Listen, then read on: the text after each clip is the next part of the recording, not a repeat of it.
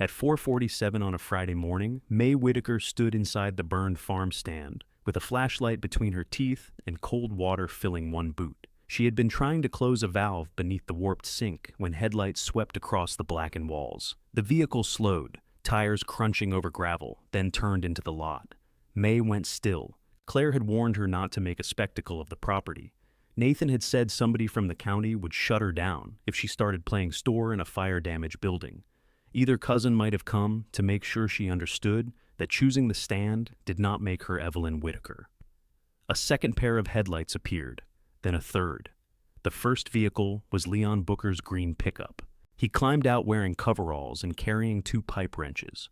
Rosa Delgado pulled in behind him, with 3 folding tables tied to the roof of her station wagon. After her came a flatbed trailer stacked with weathered lumber, then 2 more pickups, then a van May recognized from the bakery in town. Doors opened up and down the lot. People stepped into the blue darkness with thermoses, toolboxes, brooms, produce crates, and work gloves tucked into back pockets. May pulled the flashlight from her mouth. "What are you all doing here?" Leon looked at the water spreading around her boot. "Apparently," he said, "saving you from indoor plumbing. 22 hours earlier, nobody in the Whitaker family had wanted the place." The estate meeting was held at Evelyn's dining table because Claire said a lawyer's conference room would feel too impersonal. May suspected the real reason was that Claire already sat at the head of that table, as naturally as if she had inherited the chair before Evelyn was even buried. The room still smelled faintly of furniture polish and the cinnamon gum Evelyn had chewed after giving up cigarettes. Her reading glasses remained beside the salt shaker. May had reached for them twice that week, before remembering there was no one left to hand them to. Claire had brought folders. Of course she had. They were arranged in front of her by color, with a legal pad centered between them and a silver pen placed exactly parallel to the table's edge. Claire was 34, wore her dark hair cut at her jaw, and had the kind of posture that made every chair look like it had disappointed her. Nathan sat to her right in a canvas jacket that still had the store creases in the sleeves. At 31, he was broader than he had been the last time May saw him, and had grown a beard that seemed designed to make him look more patient. It did not work. May took the chair nearest the kitchen. "You want coffee?" she asked. Nathan glanced toward the coffee maker. "Is it fresh?" "No. I'm good." Claire opened the blue folder. "We don't have to settle everything today." "That usually means we're settling everything today," May said. Nathan hid a smile by scratching his beard. Claire did not bother. "We need direction," she said. "The bills don't pause because we're grieving." The sentence was reasonable. That made May hate it more. On the counter behind, Claire sat Evelyn's yellow ceramic pitcher, stuffed with condolence cards. Claire had sorted those too. Flowers were dying in jars all over the house, dropping soft brown petals that stuck to the tabletops. The casseroles had stopped coming 2 days ago. Grief, May was learning, had office hours. Claire turned the legal pad so all 3 could see. She had drawn columns beneath their names. "The will divides the estate equally," she said. "But an equal division doesn't mean cutting every parcel into thirds. We agree on values, assign assets against our shares, and make adjustments where we can." May looked at the page. Under Claire, in crisp handwriting, were the farmhouse, the north orchard, and the south orchard. Under Nathan were the machinery barn, 2 tractors, the delivery trucks, and the packing equipment. Under M.A., Claire had written cash balance. It was not much of a balance. Evelyn's final year had consumed nearly everything liquid.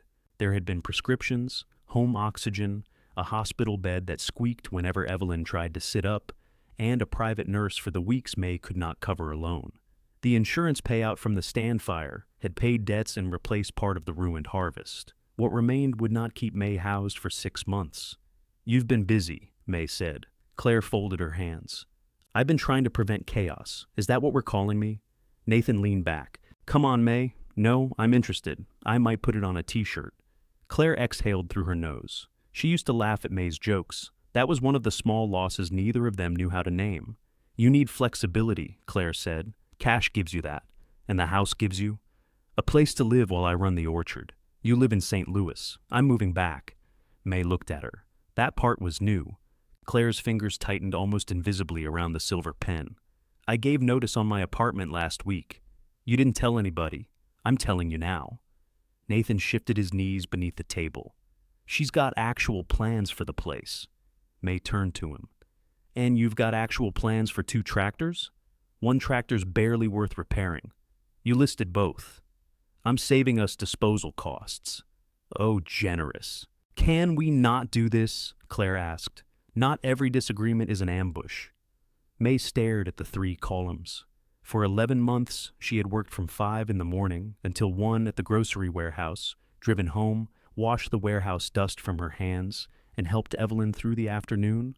Claire had visited most Sundays and brought expensive soup Evelyn rarely ate.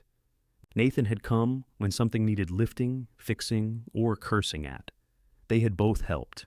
May would not pretend they had not. But now they were dividing Evelyn's life according to which parts looked capable of earning money, and May's contribution had somehow been translated into the privilege of leaving cleanly. Claire softened her voice. You're 24. You shouldn't tie yourself to this place because you feel guilty. May's burned forearm began to itch beneath her sleeve. I don't feel guilty. Claire's eyes dropped toward the scar anyway. 6 months earlier, smoke had rolled through the laundry room door while May was helping Evelyn into a sweater. By the time May reached the stand, flames were crawling up the old wood paneling behind the freezer. She had gone back through the connecting breezeway because Evelyn, confused by the alarms, had followed her. May remembered the heat against her face, Evelyn coughing into her shoulder, and one terrible second when the rear door would not open because a produce crate had fallen against it. She remembered Claire at the hospital, saying, why was she even out there, not accusing? Not quite. Evelyn had never returned to the stand. May pulled her sleeve lower. What happens to the roadside parcel? She asked. Nathan frowned. What roadside parcel? The stand. The silence that followed was brief, but it contained an entire conversation Claire and Nathan had already held without her. Claire closed the blue folder. It's not an asset in any useful sense. It's land. 2.1 acres with a condemned structure, a damaged well connection, and an entrance that needs resurfacing. Then put it in a column. There's no reason to. May looked past them through the dining room window. Across the county road, beyond a stand of bare sycamores, she could see one corner of the collapsed roof. The old Whittaker farm sign had been removed after the fire. Without it, the building looked smaller, almost embarrassed to remain visible. Nathan rubbed his jaw. We figured we'd clear it eventually. We? The estate. Which means Claire. Claire's patience cracked, which means whoever has enough cash left to deal with it. Demolition is not free. I don't want it demolished. Neither cousin answered. May stood and went to the counter, though she did not know what she meant to get. Her hand settled on Evelyn's yellow pitcher. The condolence cards made a dry, shuffling sound. The last Saturday the stand had opened. May had worked beside Evelyn through a rainstorm. Water came under the front door, and Evelyn kept pushing a mop at it as if she could personally defeat Missouri weather. They sold 9 jars of Rose's peach preserves, 4 dozen eggs, Leon's sweet potatoes, and 17 apple pies. Evelyn had complained were too expensive while eating 2 slices. At closing, Evelyn had divided the vendor money into envelopes. Her hands had trembled, so May checked the figures after she went to bed. It had not felt like running a business. It had felt like cleaning up after one. Now, standing in the quiet house, May understood how completely Claire believed that. How much is left in cash? May asked. Claire named the amount. And what value are you assigning the stand parcel? It's hard to value separately. Try. Nathan leaned toward Claire. She wants the cash in the lot? No. May turned around. I want the lot instead of the cash. Nathan stared at her, then laughed once. It was not cruel at first. It became cruel when he saw she was serious. May, there's nothing there. There's a building. There's charcoal with plumbing. I've seen it. Claire rose slowly. You cannot live in it. I know. You can't operate out of it. I didn't say I could. Then what are you doing? May wished she had an answer that sounded less fragile than the truth. She could not say that the thought of bulldozer tracks through Evelyn's old sales floor made her chest close. She could not tell Claire that every room in the farmhouse already felt altered by Claire's folders, or that cash seemed like a polite payment for disappearing. So she said, making the division easier. Nathan looked at Claire. May watched the relief pass between them before either could disguise it. That hurt more than the laughter. By late afternoon, they had written the agreement in plain language to be formalized with the estate papers. May would take the roadside lot and the burned stand against her share. She would waive any claim to the farmhouse, orchards, machinery, vehicles, and remaining funds. Claire twice asked if she understood. Nathan offered once to give her Evelyn's old pickup, then withdrew the offer when Claire reminded him it belonged with the orchard equipment. After they signed the preliminary agreement, Claire stacked the pages. "You'll need to move out of the house," she said. "Not tonight." "Obviously." "How long is not tonight?" Claire looked down at the papers. 2 weeks? May nodded as if 2 weeks were a normal amount of time in which to pack the remains of another person's life and locate somewhere to put her own. Nathan shoved his hands into his jacket pockets. "You know, if you change your mind before this is filed, she won't," Claire said. May met her eyes. "No," May said, "I won't." At dusk, she carried a shovel, a flashlight, and a pair of bolt cutters across the county road. The padlock on the stand side gate had rusted shut, and the bolt cutters barely fit around it. May squeezed until her shoulders shook. The lock snapped. She nearly sat down in the mud. "Strong opening," she muttered. Inside, the air smelled of soot, wet plywood, and spoiled apples that no longer existed. Her flashlight moved over the remains of the counter, the warped sink, and a strip of wall where the fire had stopped beneath an old metal shelf. May found a push broom with half its bristles melted. She used it anyway. She worked until the darkness swallowed everything beyond the flashlight beam.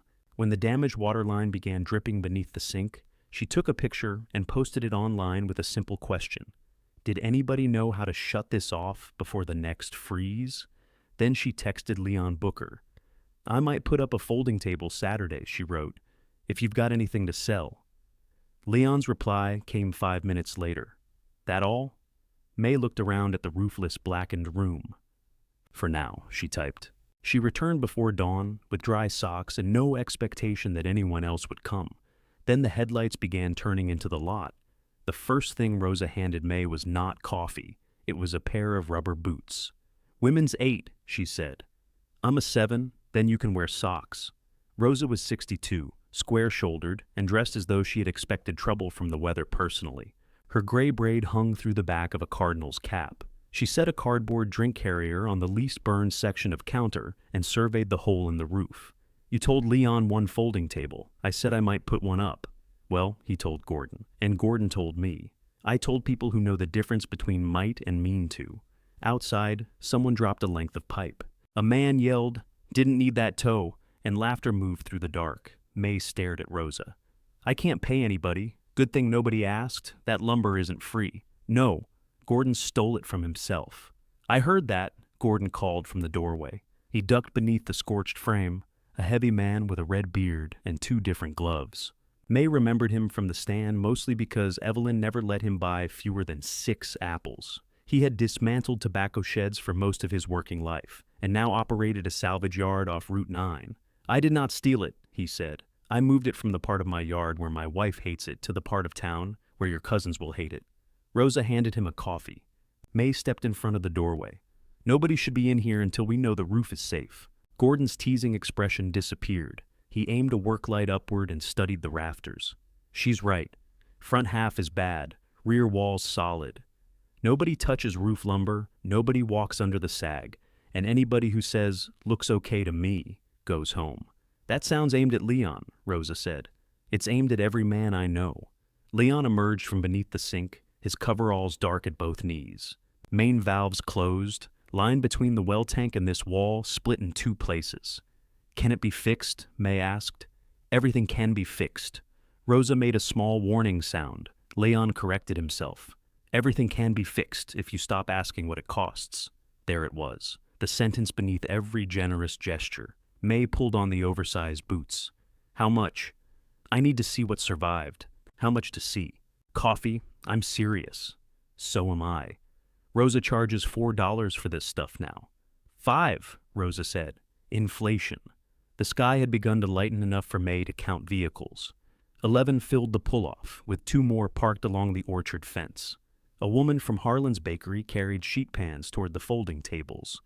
A retired mechanic named Dwayne Wells unloaded a generator with Nathan's former delivery driver, Curtis Shaw.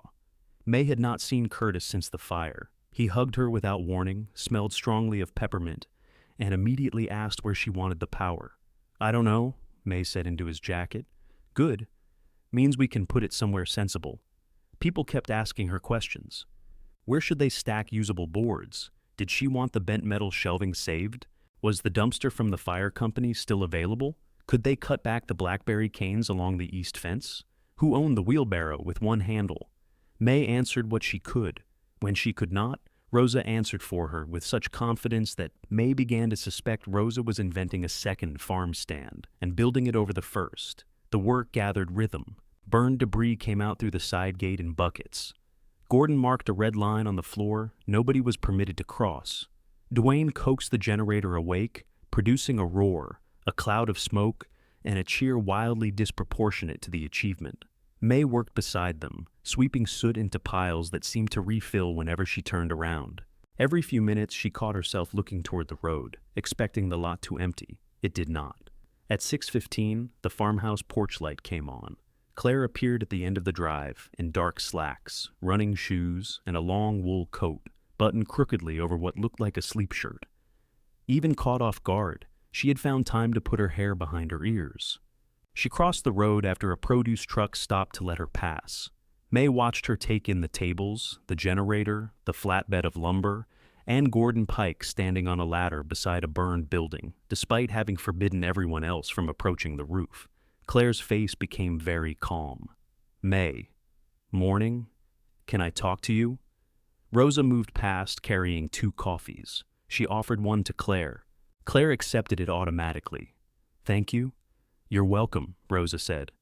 $5. Claire looked down at the cup. "Joking," Rosa said, and walked away without smiling. May followed Claire to the edge of the gravel. The sky over the orchard was pale pink, too pretty for the conversation waiting beneath it. "What is happening?" Claire asked. Leon shut off the water. "I can see Leon. Why is half of Bellwether here? Technically, Bellwether has 1,800 people. May. I asked if anybody knew how to shut off a pipe. So they brought a bakery van? Harlan's takes plumbing seriously." Claire pressed her lips together. Behind her, Gordon called for a pry bar, and 3 people offered one. "The agreement isn't filed," Claire said. The words struck exactly where May knew Claire had aimed them, even if Claire had not intended to aim. "You said I wouldn't change my mind. That doesn't mean you can bring people onto estate property before the transfer is complete. They're helping clear it. They're entering a fire-damaged structure. Not the unsafe section. It is all the unsafe section. It burned." May looked at the blackened doorway. She could still feel Evelyn's weight against her shoulder and the rear door bar refusing to move. For a moment, the voices around her seemed farther away. Claire noticed. Her own anger faltered. "I'm not saying you can't have it," she said more quietly. "I'm saying you need to think. If Gordon falls through something, if the generator catches fire, if somebody gets cut, then what? It lands on the estate, on all 3 of us." There was the practical answer. Claire always had one, and sometimes it was even true. May folded her arms against the cold. "You're welcome to help. That is not an answer. It's the one I've got." Claire looked toward the workers again. Curtis had found an old portable radio. Country music crackled beneath the generator's growl. Rosa was distributing biscuits from a paper sack while directing 2 men twice her size. "You called all these people last night?" Claire asked. "I called Leon." "And they just came?" May heard the disbelief in her voice.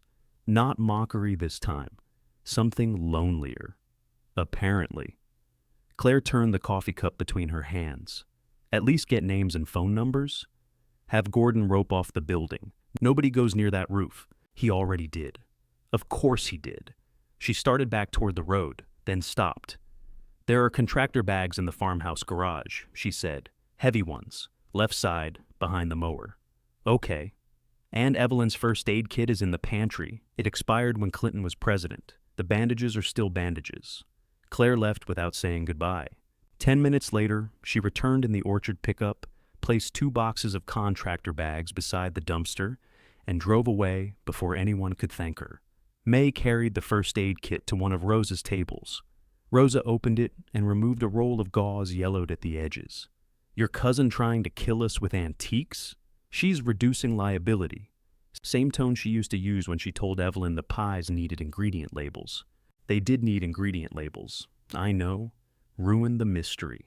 By 8, the sun had reached the gravel. The cold became damp, then merely unpleasant. People who had jobs left in 2s and 3s after making May promise to call if she needed something specific. That promise bothered her. Specific things had prices. Harlan's Bakery left 2 trays of rolls and an offer to provide bread on consignment Saturday. Dwayne left the generator until Monday. Gordon wrote measurements on the unburned wall with a carpenter's pencil, then stood back as if the numbers might improve if he gave them room. "You can't rebuild the front on enthusiasm," he said. "I figured, roof has to come off. Joists over the sales floor too. Rear storage room might be salvageable. How much? For materials or labor? Both." He named a figure that made May think he had accidentally included a house.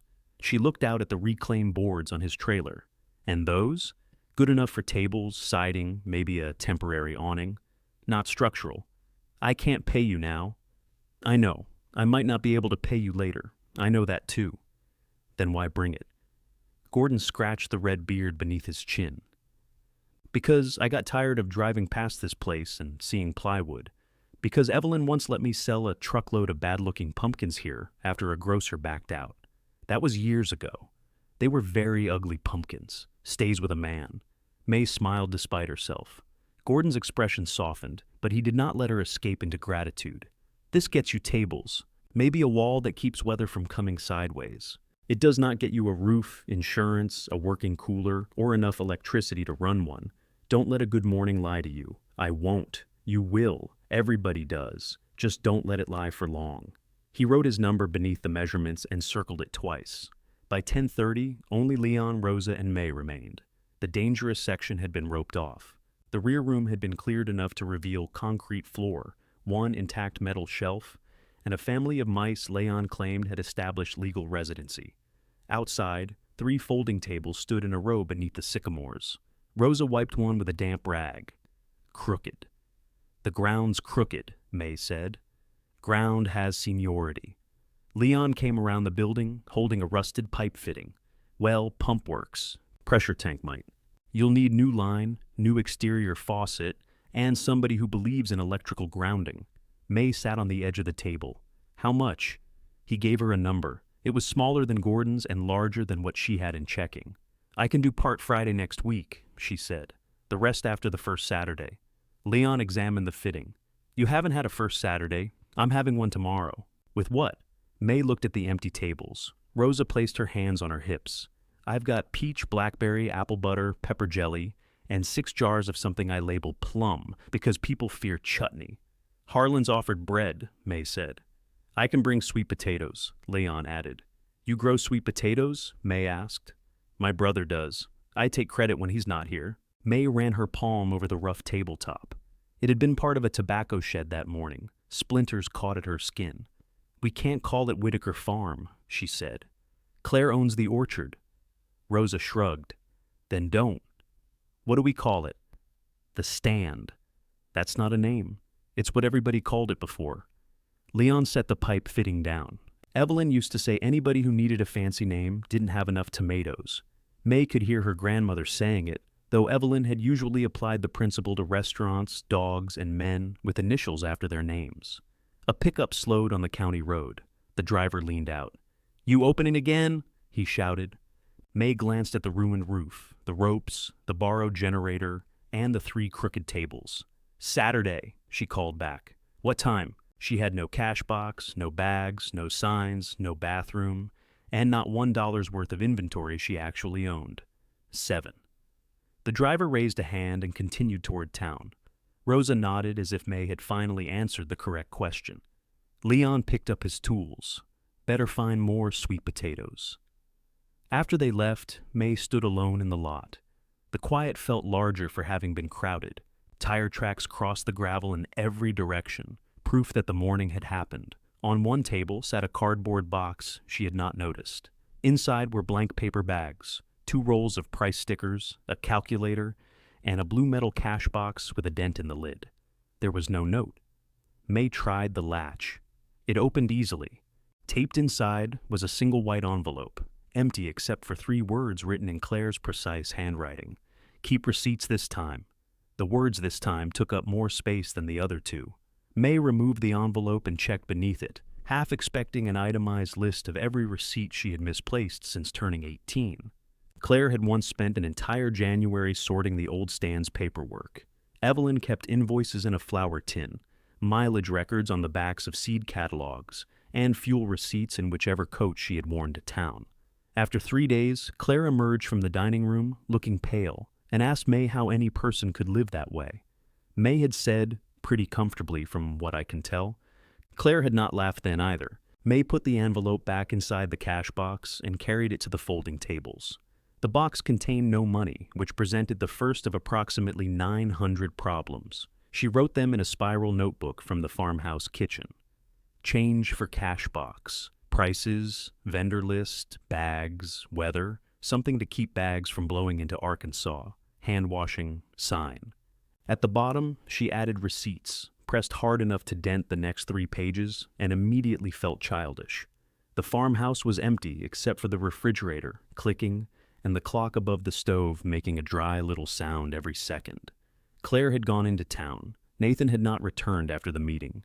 May ate a stale roll from Harlan's, while calling every vendor number she could find in Evelyn's old address book. The first 3 numbers had been disconnected. A 4th belonged to a veterinary clinic. On the 5th call, a woman named Sherry Vale answered and said she had eggs, but no way to wash enough cartons before morning. "Bring the ugly cartons," May said. Evelyn hated ugly cartons. Evelyn hated throwing away 40 cents. Sherry considered this. 7 dozen. A mushroom grower declined because the stand had no refrigeration. A man who made smoked sausage asked 3 questions about permits that May could not answer, then politely wished her luck. Curtis Shaw offered 8 bags of pecans from trees behind his workshop. Harlan's promised 20 loaves, payment after sale, with unsold bread returned by 1. Rosa called twice without greeting. 10% or 15, she asked the second time. For what? Your commission. I don't have one. Then you have a yard sale. I was going to pay people what their stuff sells for. And replace bags? How? Pay Leon how? Buy price stickers after Claire's box runs out? How do you know Claire bought the box? Blue Metal and Judgmental? Who else? May looked at the note taped inside the lid. What did Evelyn charge? 15. 10 when she liked you. 20 when she thought you were cheating on your labels. I'll do 10. You'll do 15. I'm not taking 15 from people who showed up to help. Then take 10 and stop making me argue against my own interests. They settled on 10%, though Rosa made it sound temporary and foolish. May wrote each vendor's name on a separate notebook page. She made columns for items delivered, asking price, items sold, amount due, and commission. It looked severe for 3 folding tables, but the columns steadied her. Numbers went where she put them. They did not change their minds about who deserved a room. Near sunset, she found 2 pieces of plywood behind the machinery barn and painted Open Saturday in White House paint. Beneath it, she added 7 a.m., then painted an arrow that pointed in the wrong direction. She waited for it to dry, turned the board over, and tried again. Claire returned while May was kneeling beside the garage. "Is that my paint?" she asked. "Estate paint, which you waived your claim to?" May looked at the brush. "Want it back wet?" Claire set 2 grocery bags on the porch. "I'm not fighting over half a cup of paint." "Good. I'm busy losing everything else." The remark landed harder than May intended. Claire's shoulders lowered. "I put the cash box at the stand," she said. "I figured. Did you see the bags?" "Yes. The calculator needs batteries. Then it's more of a decorative calculator. There are batteries in the drawer by the refrigerator." May stood, wiping her palms on her jeans. "Why are you helping?" Claire glanced across the road. "I'm not helping. I'm preventing you from telling people I left you with nothing but wet lumber. You did leave me with wet lumber. I left you with a choice. You left me the choice nobody else wanted." Claire bent to pick up the grocery bags. "You are determined to make generosity insulting. Is that what yesterday was?" "No." Claire held May's gaze. "Yesterday was me trying to keep a farm operating." May almost asked whether a farm still counted if every person who made it feel alive was across the road. Instead, she picked up the paint can. Claire paused at the door. "The North Orchard gate has to stay clear tomorrow. Trucks are coming through at 8. Tell them to use the south gate. The south gate sticks. Then fix it. You inherited tools." Claire went inside. May remained on the porch until she realized she was waiting for Evelyn to call one of them back and assign a chore so ordinary they would have to stop being angry. The house offered only the clock and the refrigerator. At 6 the next morning, Rosa's station wagon was already parked beside the tables. "You said 7, May told her. "You don't arrive when customers arrive. I live across the road. That's not a business practice." Rosa opened the back of the wagon. 36 jars sat in cardboard trays, their red and white cloth lids lined up like a tiny, highly organized army. May checked them into the notebook. Rosa watched over her shoulder. "You need duplicate pages. I have 1 notebook. You need 2. Would you like to sell jam or audit me?" "Both." Leon arrived with 12 bushel baskets of sweet potatoes from his brother's farm, far more than May expected. Sherry brought the eggs in cartons, advertising 3 different grocery stores. Curtis's pecans came in brown paper sacks labeled by weight in blue marker. The bread van backed in at 6:45, and the smell alone made the place seem legitimate. They used bricks to hold down the paper bags. Rosa clipped a bedsheet between 2 upright boards as a backdrop so customers would see cloth instead of the ruin. It was yellow, with faded blue flowers. "That was on Evelyn's guest bed," May said. "Not anymore." At 6:53, a beige Buick pulled into the lot. An older man stepped out, buttoning his coat. "You open?" May checked the empty cash box. She had remembered the batteries and forgotten the change. 7 minutes, she said. He examined the bread. "I'll wait." Rosa slid a $20 roll of ones into May's hand. "I'll pay you back." "With what?" "The money customers give me." "Excellent." She understands commerce. By 7:15, 6 vehicles filled the pull-off. Some customers had seen May's post. Others had heard from people who had come Friday. A few slowed because the tables and yellow sheet made them curious. May kept expecting each group to be the last. They were not. She weighed sweet potatoes on Evelyn's old hanging scale, which Leon had found in his garage after the fire. She sold jam, made change, wrote down loaf counts, and answered questions about when the stand would be fully rebuilt with variations of, "We're starting here." A woman handed May $40 for $18 worth of goods and said, "Keep it for the roof." May handed back 22. "You need it," the woman said. "I need to know what sold." "Put it in a jar." "I don't have a jar for that." Rosa placed an empty peach preserve jar beside the cash box and taped "roof" to it. The woman dropped the $22 inside. "There," Rosa said. "Bookkeeping." May began a separate page. At 8, Claire's first orchard truck reached the north gate and found a sedan parked across half the entrance. The driver leaned on his horn. Claire came down the driveway wearing work boots and an expression sharp enough to cut wire. She moved the sedan herself after locating its owner near the bread table, then positioned 2 orange cones to keep the entrance clear. "You said the gate had to stay open," she told May. "I told people. You did not tell that Buick. The Buick doesn't listen." Claire looked at the line in front of the tables. Her eyes paused on Evelyn's scale, the yellow bed sheet, and the roof jar holding $37. Rosa held up a jar. "Pepper jelly? No, thank you. You used to like it. I still like it." "Then your objection lacks foundation." Claire bought the jar. May entered the sale in the notebook while Claire stood there. "Receipt?" May asked. Claire gave her a flat look. "Yes." May tore one from the booklet Claire had placed beneath the cash box. She wrote slowly, making sure the duplicate sheet caught every mark. Claire accepted it without comment and walked back across the road, with the pepper jelly tucked beneath one arm. Nathan appeared shortly before noon in Evelyn's pickup. May recognized the truck before she recognized him. The sight of it turning into the lot produced a quick, stupid lift in her chest. For half a second, she expected Evelyn behind the wheel, leaning forward to see over the dashboard. Nathan climbed out. He looked around at the nearly empty bread trays and the sweet potatoes reduced to 3 baskets. "Well," he said, "you found some customers. They were wandering loose." He picked up a bag of pecans. "How much?" $8. He put it down. "For pecans? 6 if you complain somewhere else. That how you build loyalty?" Family pricing. He bought 2 bags, a loaf of bread, and 1 dozen eggs. When May offered him a receipt, he laughed. Then he saw her face. "Sure," he said. "Give me one." He folded it into his wallet rather than crumpling it. By 1 o'clock, the bread was gone. Sherry had 6 cartons of eggs left. Rosa had sold all but 5 jars, including every jar labeled plum. Leon's last sweet potatoes went to a restaurant owner, who asked whether May could supply the same amount weekly. May almost said yes. Instead, she looked at Leon. "Can your brother do 12 baskets every Saturday?" Leon rubbed the back of his neck. "Probably. Weather depending." She told the restaurant owner she would call Monday. When the final customer left, May closed the cash box and discovered her hands were shaking.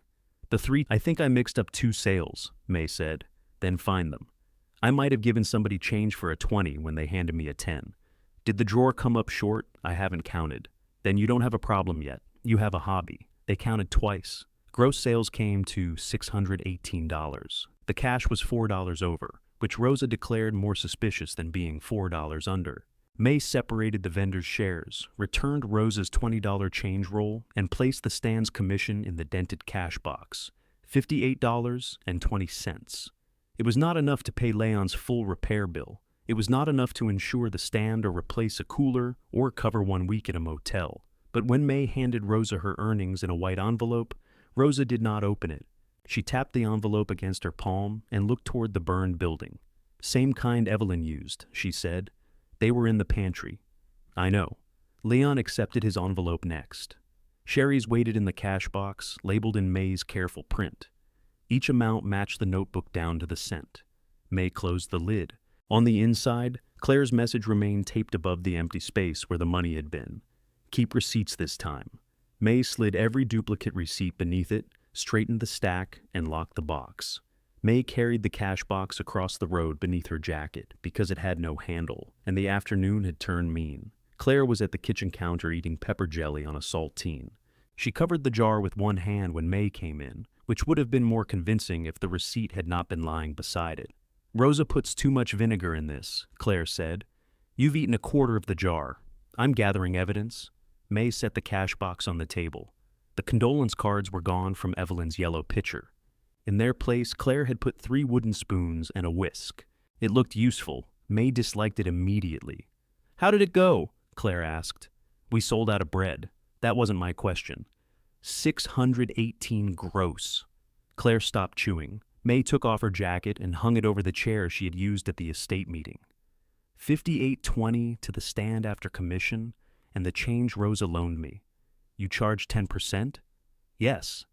Evelyn charged 15. Rosa said that 10 won't cover overhead. "I don't have overhead. I have Sky." Claire leaned against the counter. "Sky is expensive when it rains."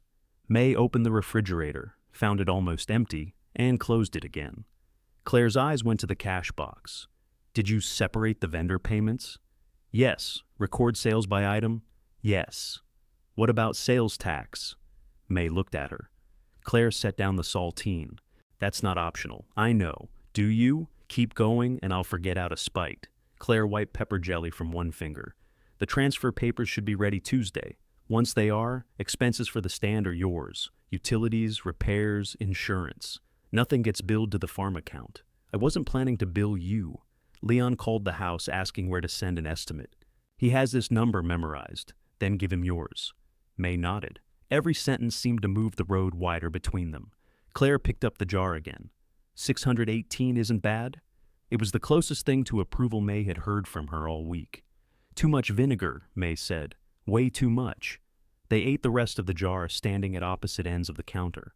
On Monday, May reported to the grocery warehouse at 4:58 in the morning, with soot still under 2 fingernails. Her supervisor, Dennis Cole, waited beside the time clock holding a clipboard against his chest. He was a narrow man with a reddish mustache and the permanently concerned expression of someone who had once been blamed for a forklift. "You missed Friday," he said. "My grandmother died. I'm aware. You sent flowers. The company sent flowers. They had your name on them. Company policy required a supervisor's signature." May slid her time card into the machine. It stamped 2 minutes early. Dennis lowered his voice. "Your bereavement leave ended Thursday. I mixed up the days. That's what you told me Friday. It's still true Monday." He glanced toward the loading floor, where pallets waited in tall blue rows. "I covered you because of the circumstances. I can't keep doing that. I haven't asked you to keep doing it. You asked last month for Tuesdays off. Then you needed to leave early twice for appointments. Now Friday. Those were Evelyn's appointments. I know what they were. The sharpness in his voice surprised her. Dennis had approved every schedule change while making each one sound like an industrial accident. He adjusted the clipboard.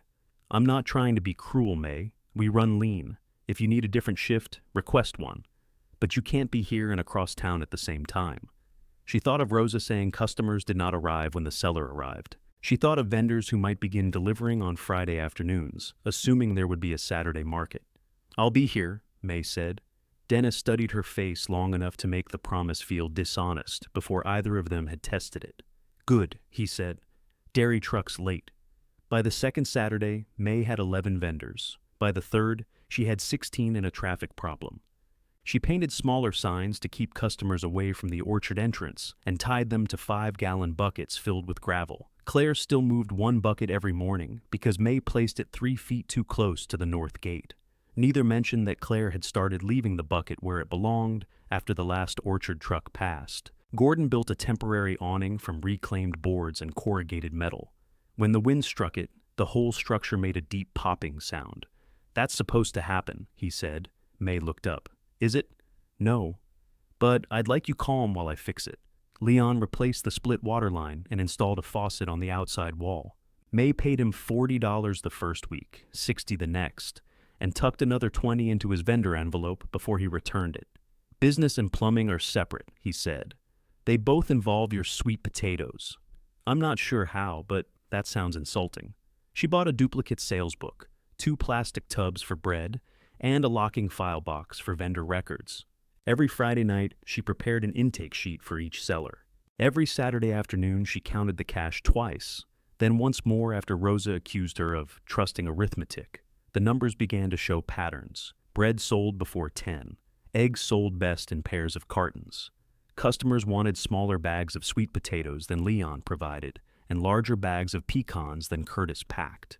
Rosa's pepper jelly outsold peach preserves whenever the bakery brought cream cheese biscuits. May adjusted table space by sales instead of seniority. The first time she moved Rosa's display 6 inches to make room for eggs, Rosa stared at the new boundary. Evelyn gave me that corner. Evelyn also let people smoke behind the tomatoes. She did not. She did if she liked them. Rosa shifted her jars 6 inches. Tyrant. Sherry Vale began arriving early to help check in the other vendors. She was 58. Soft-spoken, and so precise that she wrote the date on every egg carton in numbers large enough to read from a moving vehicle. In return for 2 feet of permanent table space, she handled the sales sheets while May unloaded. It was the first arrangement that felt like a system rather than a favor. The fourth Friday, May came home from the warehouse and found cardboard boxes lining the farmhouse hallway. Claire had labeled them in black marker: linens, books, kitchen, donate. Evelyn's bedroom door stood open. The hospital bed was gone, leaving deep dents in the carpet. Claire was on her knees beside the dresser, wrapping framed photographs in newspaper. May stopped in the doorway. You started without me. Claire looked up. I thought you were working. I was. You said anything in here was mine to sort. I said that before she died. Claire sat back on her heels. May. A photograph lay face up beside her. Evelyn stood at the farm stand in a red raincoat, holding a pumpkin with a collapsed side. Gordon was beside her, much thinner and entirely clean-shaven, pretending to admire it. May picked up the frame. That one goes to Gordon. I put it with family photographs. He brought the pumpkin. That doesn't make him family. He showed up before sunrise. Claire folded the newspaper around another frame. You've mentioned that. Not to you. You've mentioned it to everybody else. The words carried more heat than the subject deserved. May held the picture against her chest. Your angry people helped me? No. You keep sounding like it. I'm angry that you turned one morning into proof that Nathan and I never cared about this place. I didn't turn it into anything. You didn't have to. People enjoy a simple story. Which story is that? Claire stood. A line from the carpet crossed one knee of her slacks. The loyal granddaughter gets ashes. The greedy cousins take the farm. May almost laughed, but Claire's eyes were bright. You wrote the columns, May said, because somebody had to. You put cash under my name before I sat down. Because I thought you'd want a chance to leave. You thought I should want one. I thought you deserved one. They faced each other across Evelyn's half-empty bedroom, surrounded by photographs neither knew how to divide. May lowered her voice. "You could have asked." Claire looked toward the bare patch where the hospital bed had been. "You could have, too." "Asked what?" "What it cost me to stay away." May waited, but Claire bent and picked up the newspaper. The sentence had escaped by accident. Claire had no intention of explaining it. "The 2 weeks are up Sunday," she said. There was no clean way to move from that confession to an eviction. Claire managed it anyway. May set Gordon's photograph on the dresser. "I know. I'm not putting you out with nowhere to go. I've got somewhere." "Where?" "The stand." Claire stared at her. "No, it's my building. It doesn't have a roof. The back room does. It has one exterior faucet and mice. Legal residence according to Leon. This isn't funny. I'm not laughing." Claire pushed both hands through her hair, ruminating the smooth line at her jaw. "Stay another month and eat your pepper jelly? You can buy your own. I'd rather go." "Of course you would." May left before Claire could make the offer sound more like pity, or May could make refusing it sound less like punishment. The back storage room was 12 feet square. Gordon had declared its roof stable, though he objected to the phrase bedroom on structural and moral grounds. May scrubbed the concrete floor, sealed the soot-stained wall with leftover primer, and set Evelyn's old fold-out cot beneath the intact metal shelf. Her possessions fit into 6 boxes, 2 trash bags, and 1 laundry basket. The blue cash box rode across the road on the passenger seat of her car. Nathan arrived halfway through the move in Evelyn's pickup. He watched May carry a box marked clothes through the side gate. "You're living here? For now." "Claire, no." May gave him a look. "Right," he said. "That explains the voicemail." He opened the pickup bed. Inside were a small microwave and a brown armchair with wooden arms worn pale at the ends. "Those from the house?" May asked. "Basement. I don't have electricity inside. Dwayne says he can run a safe temporary line from the generator. The generator isn't staying." Nathan frowned at the microwave as if it had withheld this information. "You want the chair?" May did. "No," she said. He lifted it out anyway. That night rain struck the corrugated awning with enough force to wake her. May sat up on the cot and heard water rushing where water should not have been. She pulled on Rose's oversized boots and opened the back room door. The gravel lot had become a shallow brown river. Water poured beneath the folding tables, lifted 1 5-gallon sign bucket, and carried it slowly toward the orchard gate. Then a gust tore the yellow-flowered sheet loose. It slapped once against the burned wall and vanished into the dark. May ran after the sheet. The water was deeper beyond the tables, rushing over her boots and tugging at her ankles. She caught one corner of the fabric against the east fence, but the next gust filled it like a sail and pulled her sideways. The sheet ripped free. May landed on one knee in the runoff. Cold mud filled both gloves. Her flashlight struck the ground and went dark. For several seconds she stayed there, soaked and furious, gripping a bedsheet that had belonged to a dead woman, as if saving it could make the rest of the night negotiable. Headlights came on across the road. "Don't," May said, though nobody could hear her. The farmhouse door opened. Claire crossed in a hooded raincoat and knee-high rubber boots, carrying the first aid kit in one hand and a snow shovel in the other. "What happened?" she shouted. "It's raining. I can see that. Then why ask?" Claire's light found the water cutting through the gravel. "Get out of there. I'm standing in my property. You're kneeling in it."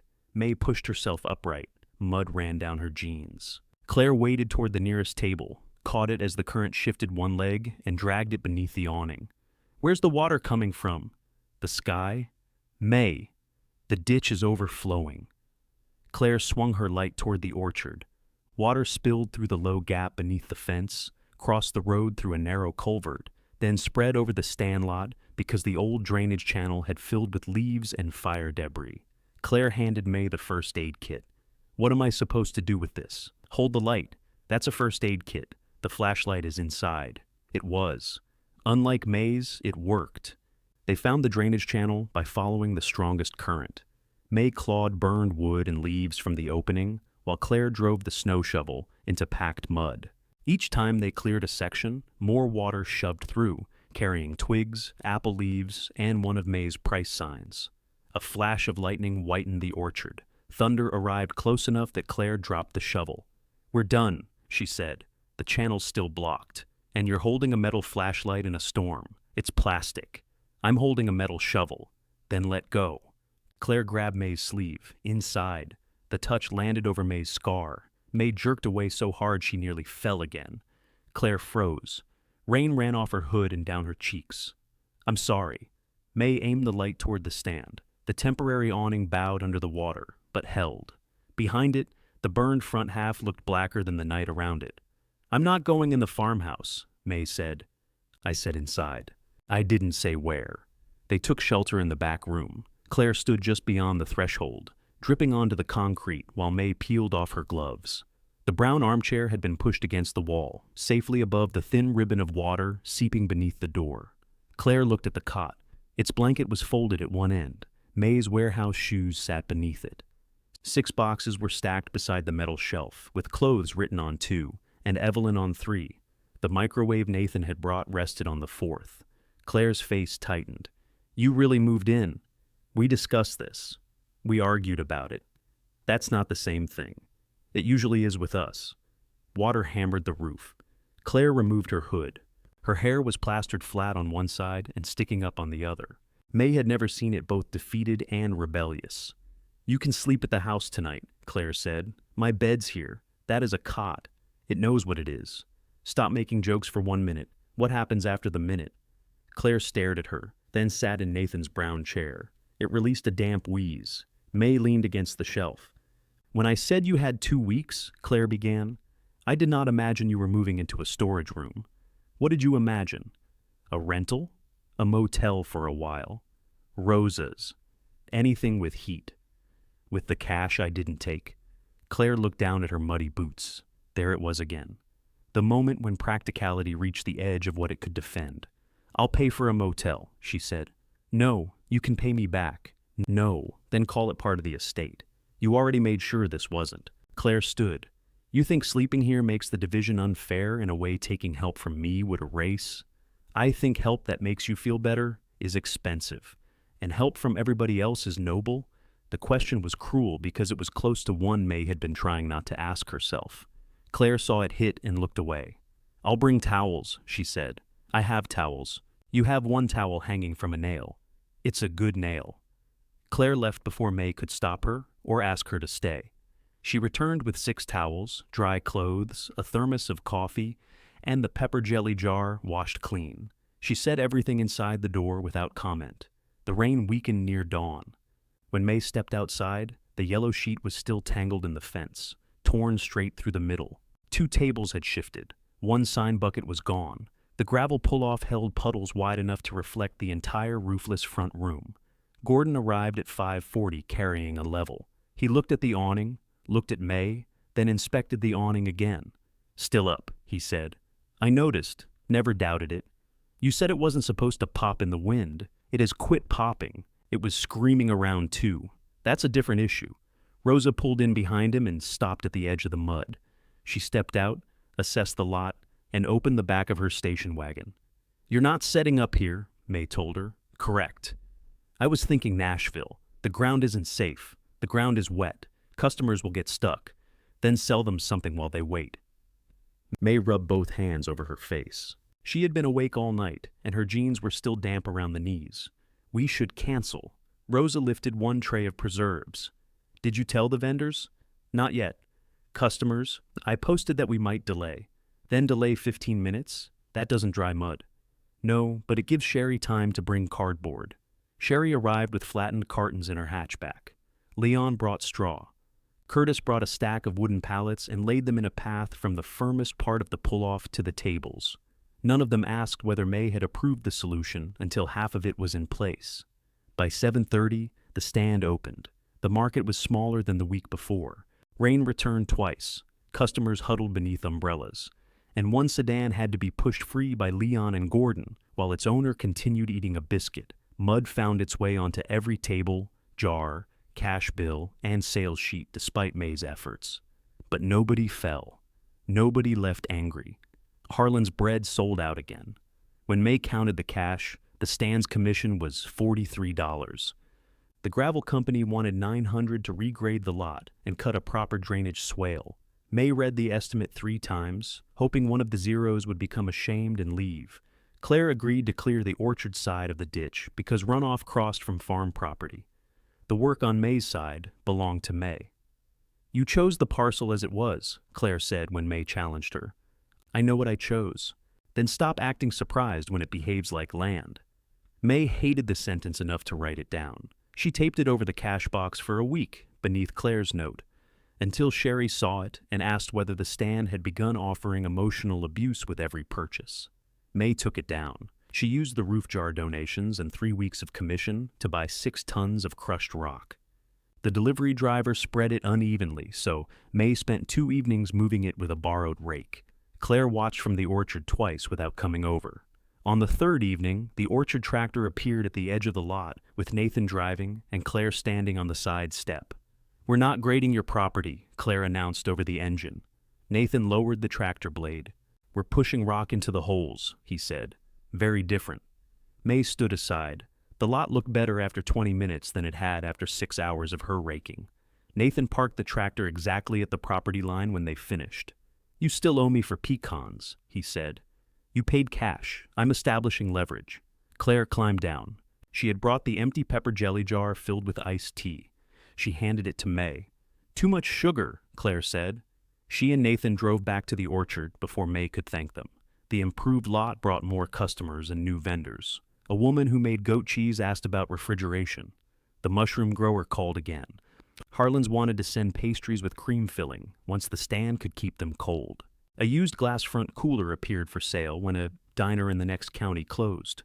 $450, pickup required. Dwayne Wells inspected it with a flashlight and pronounced it not dead, which was the closest he came to recommending machinery. May had $280 in stand commission after paying for bags, labels, and part of Leon's plumbing. The roof jar held another $212. She did not want to use money marked for the roof on a cooler. Rosa listened to this explanation while arranging jars. "What will earn roof money faster?" she asked. "A roof or cheese? That question is defective." "Cheese," May asked the regular vendors before touching the jar. Everyone agreed except Gordon, who said the roof would not become less important because people had opinions. Then he loaned May his flatbed to collect the cooler. Dwayne and Nathan wrestled it through the back doorway, while Leon gave advice from a safe distance. The machine occupied most of one wall. Its white paint had yellowed, and a faded outline showed where a diner's logo had once been. Dwayne installed a dedicated electrical line from the exterior service panel. He made May promise not to run the cooler, microwave, and space heater at the same time unless she wanted a highly educational darkness. When he plugged it in, nothing happened. May's stomach dropped. Then the compressor coughed. The interior light flickered on, and a low hum filled the room. Rosa placed one ceremonial jar of pepper jelly on the middle shelf. "It doesn't need refrigeration," May said. "It deserves comfort." That night, the cooler's light cast a pale rectangle across the concrete floor. May lay on the cot, listening to the compressor cycle on and off. For the first time since moving into the stand, the back room sounded less like a place she had taken shelter and more like a place beginning to work. The sound lasted 6 days. On Friday afternoon, May opened the cooler for Tessa Morgan, who carried in 4 white tubs of goat cheese packed inside a blue camping chest. Tessa was 46, sun-browned, and suspicious of any surface she had not cleaned herself. She wiped one shelf, inspected the rag, and wiped it again. "What temperature are you holding?" she asked. 38. "Thermometer calibrated?" Dwayne put it in ice water. Dwayne thinks yelling at equipment counts as maintenance. He yelled at the thermometer first. Tessa did not smile, but she placed the tubs on the shelf. Each held small rounds wrapped in white paper and labeled with the date, flavor, and price. Plain cracked pepper, garlic, and one marked honey walnut in handwriting much more cheerful than Tessa's face. "If it goes over 41, you call me. I will. You don't wait to see if it cools down. I won't. You don't sell it and tell people it's probably fine." "Tessa?" "I've met Probably Fine. Probably Fine has a beard and food poisoning." May wrote down the number of rounds delivered. Tessa checked the count twice, initialed the page, and added her phone number in the margin even though May already had it. The mushroom grower came next. His name was Harvey Bell, and he wore a white button-down shirt to deliver boxes of oyster mushrooms because, he explained, Mushrooms absorbed disrespect. Harlan's added cream cheese pastries. Sherry began bringing jars of pickled eggs in addition to fresh cartons. By Saturday morning, the glass cooler held more money and food than May had ever kept in one place. Customers stood in front of it with the door open until Tessa began closing it for them. "Choose with your eyes," she said. "Purchase with your hands." The cooler changed the way people moved through the stand. They came for bread and noticed cheese. They came for eggs and left with mushrooms. Rosa placed recipe cards beside her pepper jelly, suggesting it be poured over goat cheese, then denied having planned anything. Gross sales crossed $1,000. May counted twice. Sherry counted a third time and found a $10 bill stuck beneath the cash tray. "1,048, she said. May wrote it down carefully. Her 10% no longer looked imaginary. It still disappeared quickly. Electricity, ice, bags, Leon's remaining repair balance. But for the first time, she could see how the stand might support itself if she added enough Saturdays together. Across the road, the orchard moved according to a different rhythm. Empty bins appeared in long rows. Crews pruned dead limbs and repaired trellises. Claire's SUV left before daylight and returned after dark, usually with fast food cups in both holders. Nathan spent 3 days coaxing the older tractor through a transmission problem and became personally offended each time it stalled. May carried a coffee across one evening while he lay beneath it. 2 boots and part of one leg protruded from under the machine. "You alive?" "No. I brought coffee." Then briefly. He rolled out on a mechanic's creeper, leaving a dark streak in his beard where he scratched his chin with an oily glove. May handed him the cup. "You still have that beard because nobody's told you what it looks like from down here. It looks authoritative. It looks full of tractor." Nathan drank half the coffee without sitting up. The farmhouse porch light came on. Claire stepped outside with a folder under one arm and her phone pressed to her ear. She spoke for another minute, ended the call, then noticed May. "Is something wrong?" Claire asked. "Does something have to be wrong?"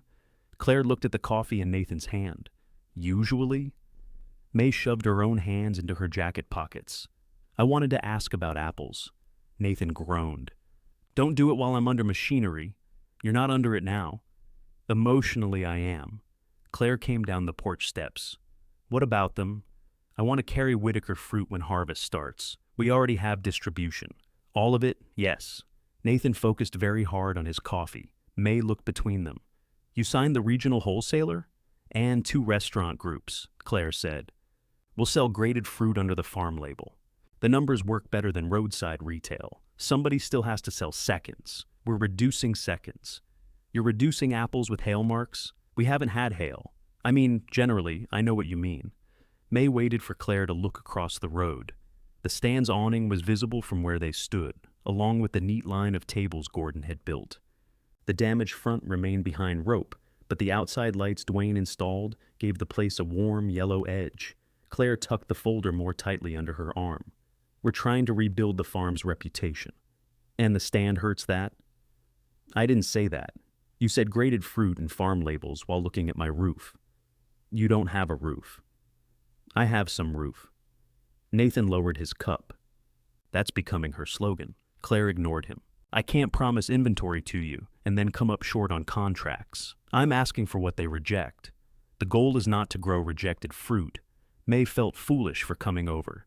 It had been easier when Claire dismissed the stand as ash. Now she had to find cleaner words for why it remained beneath notice.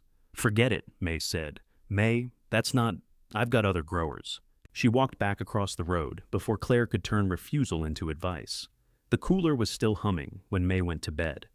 At 3 in the morning, it stopped. The interior light remained on, so she did not notice until 6:15 when Tessa opened the door and stepped back. "This is warm." May sat up on the cot. She had fallen asleep in her clothes after labeling bread bags and was still trying to understand why Tessa was inside the back room.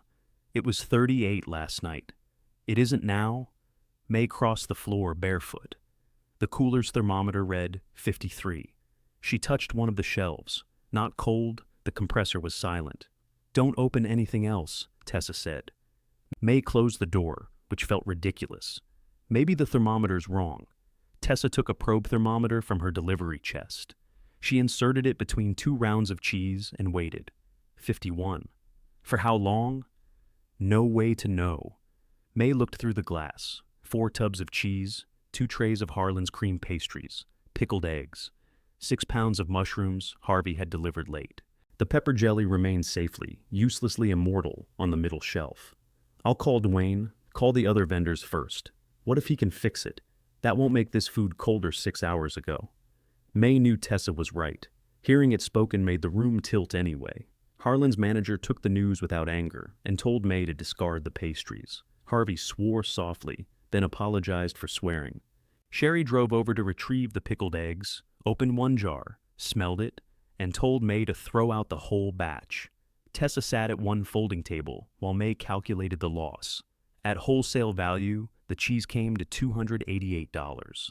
Harlan's pastries added $96. Mushrooms, eggs, and disposal brought the total to $471. May's checking account held $319 until her warehouse deposit cleared. The stand account held $106 after the electric bill. The roof jar had begun filling again, but contained only $64. I'll pay everybody, May said. Tessa's forehead creased. Your agreement says product remains the vendor's responsibility until sale.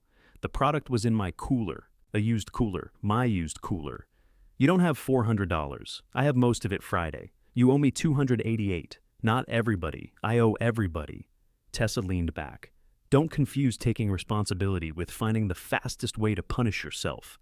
I told you I'd call if it went over 41. You were asleep, in the same room. Were you planning to sense the temperature in your dreams? May looked at the cot 3 steps away from the failed machine. The cooler light remained on, illuminating every ruined item as if it belonged in a display. I'm paying for it, she said. Tessa held her gaze for a long moment. Then, you'll pay me in thirds, she said, and I'm not bringing more until you have an alarm. That's fair. It isn't a favor, I know. Say the amount. $96 for 3 weeks. Good. Harlan's agreed to deduct its loss from future bread payouts. Harvey accepted half in cash and half in free commission for 4 Saturdays. Sherry refused payment for her labor, but made May cover the eggs in jars. Every solution required another page in the notebook. Dwayne arrived at noon. He pulled the cooler away from the wall, removed a rear panel, and found the burn start relay. Compressor never kicked on, he said. Light doesn't care. Light's got one job. Can you fix it? Relay's cheap. How cheap? Cheaper than cheese. He replaced it and installed a small temperature alarm Tessa brought from her barn.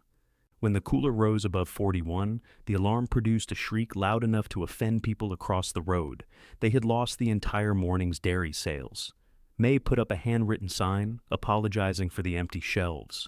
She expected customers to see failure.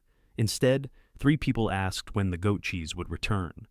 The answer depended on May keeping promises she could not fund all at once. On Monday morning, her car would not start. Nathan came with jumper cables, but by the time May reached the warehouse, she was 23 minutes late. Dennis stood beside the time clock. He did not have his clipboard this time. I called, May said. I got the message. My battery died. You also left early Thursday. A delivery came ahead of schedule, and Tuesday. Leon could only meet the electrician then. Dennis rubbed one hand over his mustache. You told me you'd be here. I am here, sometimes. The warehouse floor rattled behind him. A forklift reversed with a steady electronic beep. Dennis lowered his voice. I covered for you when Evelyn was sick because I knew what you were doing. But your grandmother is gone, May. She stared at him. He closed his eyes briefly. That came out wrong? No. It came out. I mean, the situation changed. It did. I need someone dependable on receiving. If the stand needs you more, say so, and I'll move you to afternoon picking when there's an opening. That pays less. Yes. And there isn't an opening. Not now. May thought of $471 in spoiled food. She thought of Tessa's first 96 due Friday, and the cooler alarm screaming in an empty room while she unloaded dairy pallets for someone else. I need this job, she said. Dennis nodded, but relief did not reach his face. Then I need you here at 5 tomorrow. May clocked in and walked onto the loading floor. All morning, every time a forklift beeped, she heard the cooler alarm. At lunch, May called Sherry. Can you check the cooler? Did the alarm call you? The alarm doesn't have a phone. Then how would you know it needs checking? I don't. There was a pause. You want me to drive 9 miles to confirm a machine is doing nothing unusual? Yes. Good, Sherry said, just making sure.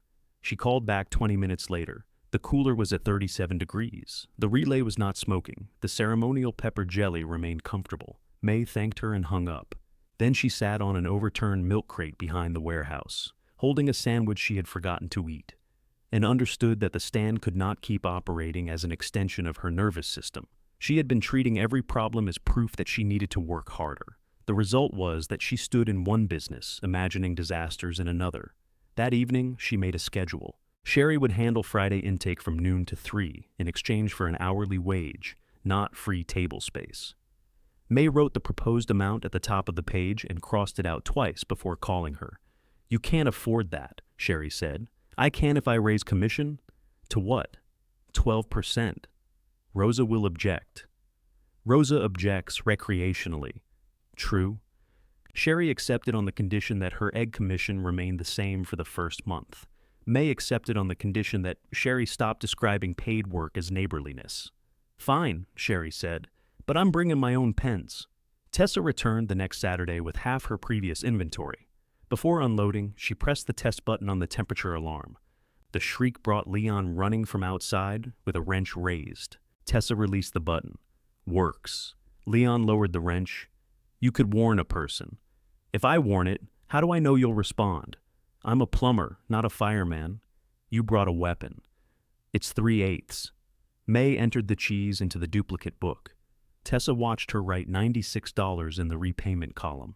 "You don't have to hand me that today," she said. We agreed on 3 weeks. We didn't specify which 3. These 3. Tessa accepted the envelope. Stubbornness is not a business plan. People keep telling me that it's going to stop working. It will stop, usually on a Tuesday. The stand had begun acquiring Tuesdays. A restaurant ordered sweet potatoes and mushrooms every other week. Harlan's wanted Thursday counts so it could plan Friday baking. Rosa developed a gift box with preserves, pecans, and recipe cards, then argued that packaging should not count toward commission. Curtis began cracking some of his pecans before delivery, which increased sales and covered every table with shell dust. May's notebook could no longer hold the moving parts. She bought a wall calendar and hung it beside the cooler. Delivery days went in blue, bills in red, vendor payouts in black. She assigned each seller a number and labeled shelves to match. The back room grew steadily less like somewhere a person should sleep. Boxes of paper bags occupied the space beneath May's cot. Empty egg cartons rose beside the armchair. A stack of bakery trays appeared in front of the microwave and multiplied when unobserved. Nathan came by one evening and found May eating soup with the microwave balanced on the armchair seat. "Comfortable," he said. "The chair has dining room ambitions." He moved the bakery trays, found 2 milk crates, and set a piece of shelving across them to make a table. "That shelf was labeled 14, May said. "Does 14 own it?" "Harvey. Harvey can eat soup standing up." Nathan sat on the cot. His work shirt was streaked with green, where he had brushed against fresh-cut limbs. Through the open door, the orchard rose across the road held the faint white haze of blossoms. "We got the wholesaler," he said. "Claire told me you had distribution." "No. She told you we expected distribution." Sounded confident. "That's Claire's free service." He turned an invoice over on the makeshift table.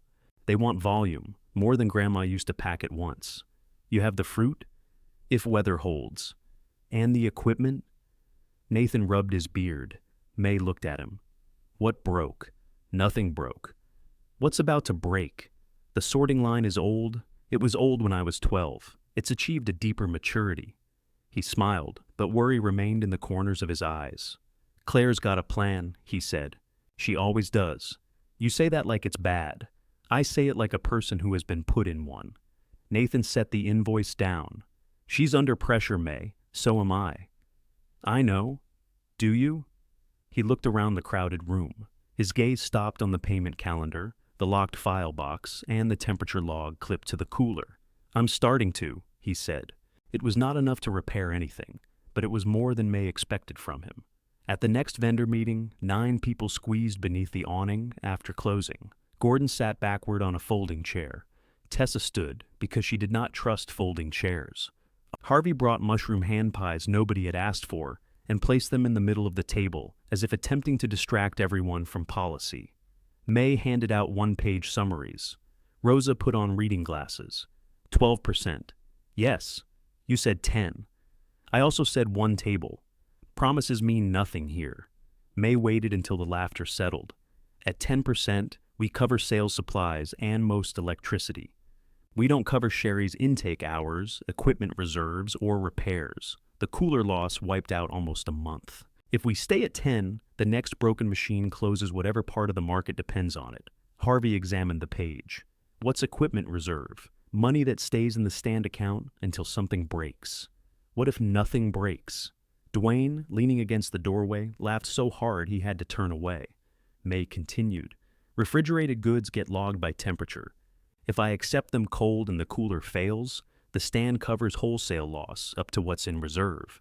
If a vendor delivers them warm, the vendor takes them back. Everybody gets a weekly sales sheet with payout. You gonna charge shelf fees? Tessa asked. No. Table fees? No. Priority space for higher sellers? Space is based on turnover and storage needs. Rosa lowered her glasses. Meaning my corner can shrink again. Meaning nobody owns a corner. Silence followed that. May could feel the old Evelyn arrangement sitting among them. Favors remembered, exceptions made, resentment softened by affection, until nobody could tell where the rules were. Gordon picked up one of Harvey's hand pies. What happens if somebody doesn't like 12? They can leave before the change starts next month. The words hurt coming out. Every vendor had helped build something May could not have begun alone. Telling them they could leave felt ungrateful. Rosa folded the summary in half. All right, she said. May blinked. All right, don't make me say it twice. You'll get excited. Leon nodded. Tessa asked for one sentence to be clarified on the temperature policy. Harvey wanted to know whether mushroom hand pies counted as bakery or mushrooms. Nobody left. After the meeting, Rosa stayed behind. You looked sick when you told us no, she said. I didn't tell anybody no. You told us no special corners, no free labor, no staying at 10 because people might be mad. May stacked the chairs. You were mad. I'm often mad. It keeps my circulation strong. Rosa picked up a crumpled sales sheet from beneath the table. Evelyn was good to people. She was not always fair to them. May stopped stacking. Rosa smoothed the paper against her palm. Those are different talents. You never complained. I complained constantly. You complained about labels. I complained about what she could hear.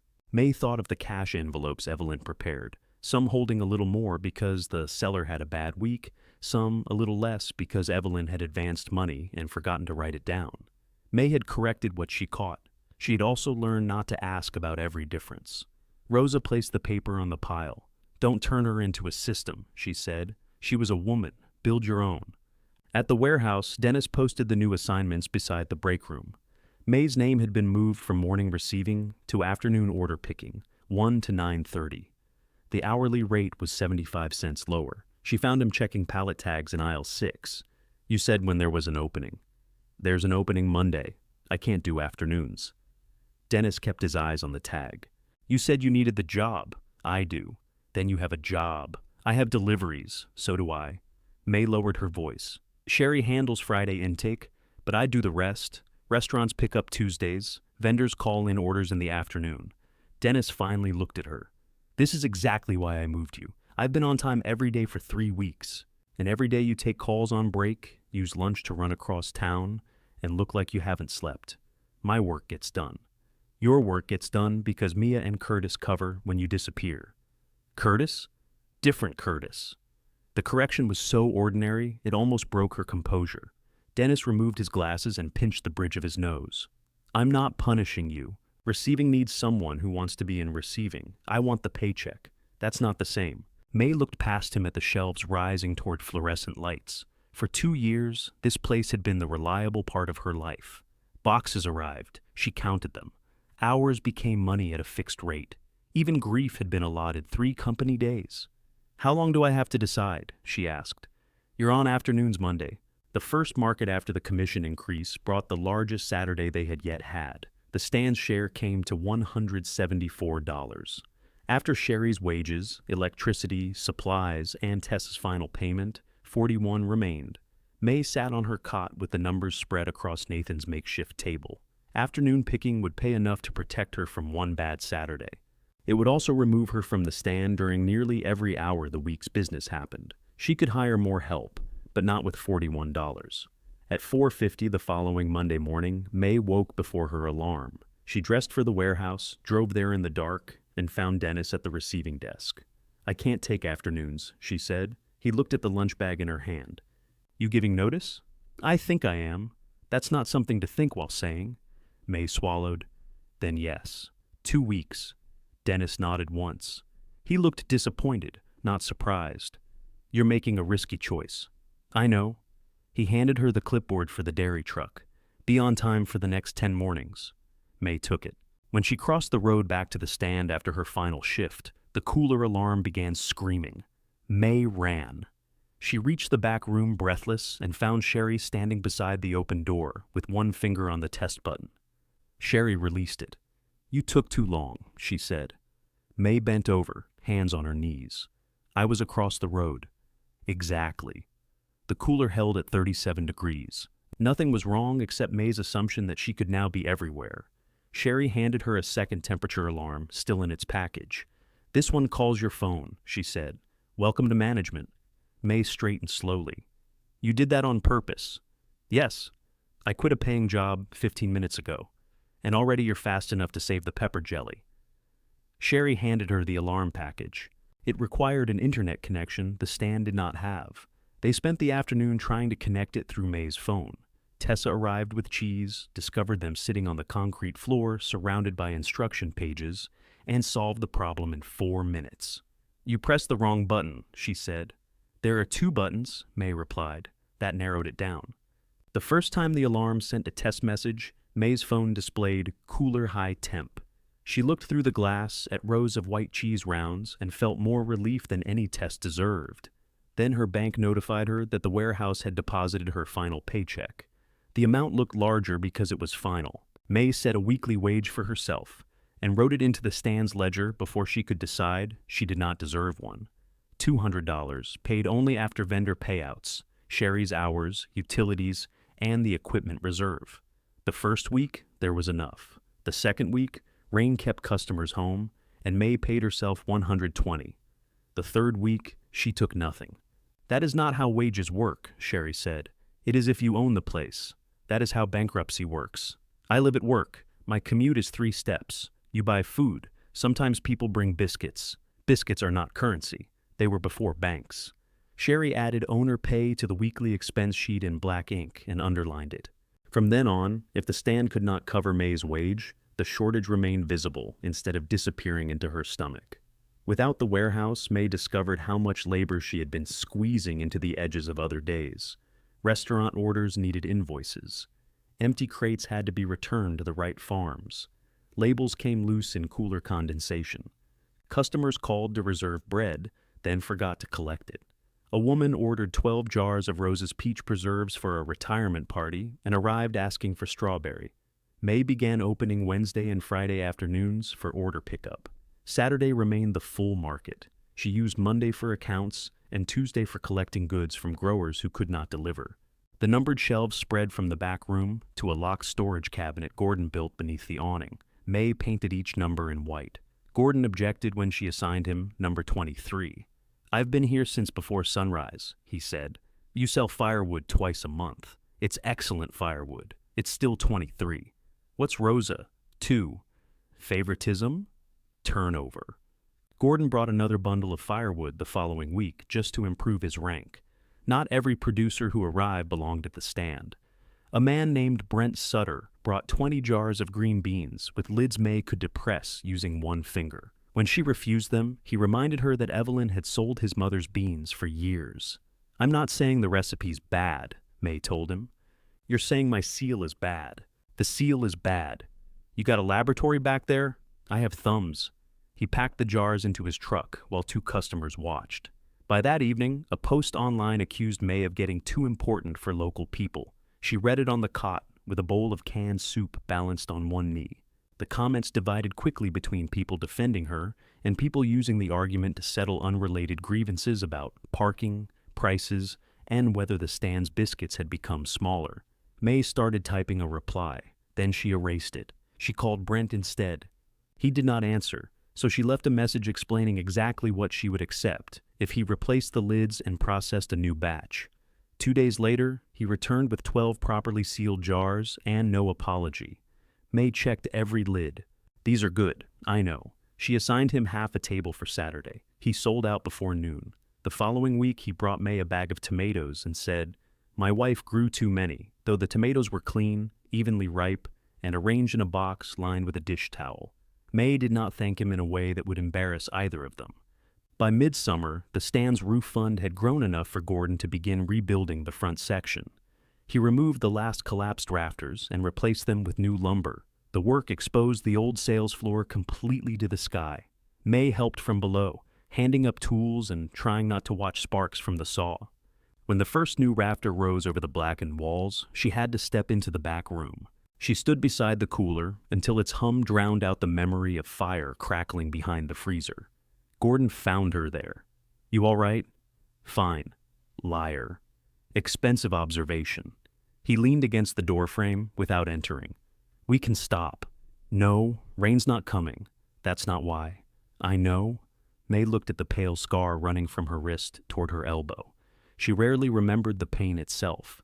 She remembered Evelyn's slipper coming off in the breezeway. She remembered seeing it on the floor and thinking absurdly that Evelyn would be angry if it burned. "I should have checked the wiring when the freezer started tripping," she said. "Did you know why it was tripping?" "No." "Then you should have become an electrician before the fire. Very inconsiderate of you." She looked at him. Gordon shrugged. "People are always smarter after smoke clears. She never came back here. You got her out. She was out because I went in. She was out because Evelyn followed any person who told her to stay put." May almost smiled. Gordon nodded toward the new rafter. "That wood isn't the old roof pretending nothing happened. It's just wood doing the next job." He returned to the ladder. May followed a few minutes later and held it steady. Across the road, small green apples thickened among the leaves. Claire had white sample boxes stacked in the farmhouse dining room, printed with Wheataker Orchards in dark green letters. The regional wholesaler had approved the design after requesting 3 changes Claire called minor and discussed for 9 days. Nathan brought 1 box to the stand. May turned it over. "This costs more than my shelving. It is premium packaging. It's cardboard. Premium cardboard." He opened the top. Molded pulp separated 12 perfect apples into neat rows, though the fruit inside was still last season's cold storage sample Claire had purchased from another grower for sizing. May lifted one. "You're selling other people's apples in Whittaker boxes? Prototypes. That apple has traveled farther than I have." Nathan took it from her and bit into it. "Not great." "Premium." He sat on the edge of the table. The summer heat had flattened his beard against his jaw, and sweat darkened his shirt between the shoulders. "You hear anybody looking for a tractor?" he asked. "What kind?" "The older Massey? The one you spent 3 days fixing?" "I did not fix it. I reached a temporary understanding. Why sell now?" He examined the apple. "Sorting line needs a new motor. Claire's cash is tied up in spray, labor, boxes. Wholesaler pays after delivery. You own the tractor. I'm aware, but the orchard uses it. We have the other one, the one Claire uses. Farms contain sharing." May set the sample box aside. "Does Claire know?" "She'll know. That means no. It means I'm discussing options. With me, with people. Nathan." He stood. "The old tractor is mine under the agreement. I can sell what I own." May heard Claire's voice in the sentence. "You chose the parcel as it was." "What happens if the other tractor goes down?" she asked. "It won't. Machines love confidence." He took the sample box and left the half-eaten apple on May's table. 3 days later, a equipment dealer loaded the Massey onto a trailer. Claire stood beside the machinery barn, with both arms crossed. She did not shout. Nathan did enough for both of them. May could not hear every word from the stand, but she heard "my share" and "your contract," and Claire saying, "You don't sell capacity before harvest." The trailer carried the tractor away. The new motor arrived for the sorting line the next morning. For several weeks the exchange appeared to work. Empty orchard bins were repaired and stacked. Claire walked the rows with a clipboard, removing damaged fruit so the remaining apples would reach the wholesaler's target size. Nathan serviced the surviving tractor every evening, with the worried tenderness of a man caring for his last kidney. May's own growers watched the weather with equal intensity. Leon's brother needed rain for sweet potatoes. Harvey needed the heat to break. Tessa wanted dryness during hay cutting and rain immediately afterward, preferably between midnight and 4. Weather never accepted group instruction. The hailstorm arrived on a Wednesday afternoon beneath a sky that had been yellow all day. May was checking a restaurant order when the first stone struck the metal awning. Then another hit. Within seconds, hail hammered the new roof hard enough to stop conversation. Customers crowded into the covered section, while May and Sherry dragged bread tubs away from the open edge. Ice bounced across the gravel in white pellets, then grew to the size of walnuts. The sound became enormous. May looked toward the orchard. Wind drove the hail sideways through the trees. Leaves tore free and spun across the road. Small apples dropped into the grass. Others stayed attached, taking blow after blow. Claire's SUV appeared between the rows and stopped near the farmhouse. She ran from it without a coat, one arm raised over her head, though there was nowhere useful to run. Nathan drove the surviving tractor toward the machinery barn. The engine coughed once, slowed, then caught again. For 20 minutes, nobody could do anything but listen. When the hail softened to rain, the customers left carefully. Sherry swept ice from beneath the tables. Gordon's new rafters held. The corrugated awning had dents, but no holes. May crossed the road. Claire stood in the north orchard with wet hair stuck to her face. An apple rested in her palm. 4 pale wounds had split its green skin. How bad? May asked. Claire turned the fruit over, as if another side might offer a different answer. It's 1 apple. Around her, the ground was scattered with hundreds. Nathan joined them carrying a damaged branch. Blood ran from a shallow cut near his temple. May reached toward him. You're bleeding. It's nothing. Claire did not look up. The wholesaler allows cosmetic tolerance. How much? May asked. We don't know what we have yet. You'll have usable fruit. Claire's fingers closed around the apple. Usable isn't the contract. Rain tapped against leaves stripped thin enough to show the gray sky. May looked down the row. The trees still stood. Most of the fruit remained attached. From a distance, the orchard looked almost unchanged. I can take some at the stand, she said. Claire's head came up.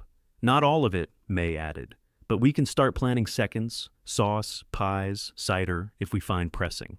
We are not calling the crop seconds before it's graded. I'm not calling it anything. I'm saying I can help sell it. The wholesaler hasn't rejected 1 apple. Not yet. Nathan wiped blood from his temple with the back of his hand. Claire looked at May with an expression too tired to be anger and too proud to become fear. Go take care of your stand, she said. May did. Behind her, Claire remained between the rows, holding the wounded apple as rain washed its white flesh brown. The wounds did not disappear. They widened as the apples grew, turning from white cuts to rough brown scars. Some fruit healed around the damage and crooked ridges. Some split. Some dropped before ripening and lay beneath the trees with sweet rot, opening in the heat. Claire counted everything. May saw her in the rows before sunrise and after dark, clipboard under one arm, colored tape tied to sample branches. She separated fruit into bins marked clean, tolerance, process, and cull. Nathan repaired the sorting line motor, adjusted the rollers, then adjusted them again because scarred apples did not travel cleanly through machinery designed for round perfection. For a while, Claire's refusal to panic looked almost reasonable. The wholesaler accepted the first sample box with minor objections. The second drew questions about consistency. Claire sent photographs, measurements, and projected pack-out percentages. She spent 3 evenings at the dining table building new yield estimates while sample apples browned in neat rows beside her laptop. May knew because she brought over a basket of mushroom hand pies and found Claire asleep with her cheek against a spreadsheet. Nathan sat across from her, turning a scarred apple in his hands. She's been like that since yesterday, he said quietly. You could wake her. I did. She told me to recalculate column G. Did you? I don't know what column G is. May put the basket on the counter. The yellow pitcher still held wooden spoons. Claire had added Evelyn's old kitchen shears and the thermometer she used for candy. The arrangement had stopped looking wrong to May, which produced a fresh, unreasonable grief. Nathan bit into the apple. Tastes fine. People keep acting surprised. You think you can move some? I told her I could. I'm asking you. May looked toward Claire. One hand remained wrapped around the silver pen she had used at the estate meeting. Some, May said, not hundreds of bins. I can put whole fruit on tables. Harlan's can take pie apples if the price works. Rosa knows a licensed kitchen that can do sauce. How much? I don't know until I know when you're picking and what grade. Nathan nodded as though the uncertainty itself were useful. Claire lifted her head. A spreadsheet grid had printed faintly into her cheek. We're not diverting contracted fruit, she said. Nathan closed his eyes. Good morning. The processor grade isn't contracted yet, May said. Claire straightened in her chair. The pack-out could still meet target. Could. Yes, could. That is a word people use when an outcome isn't decided.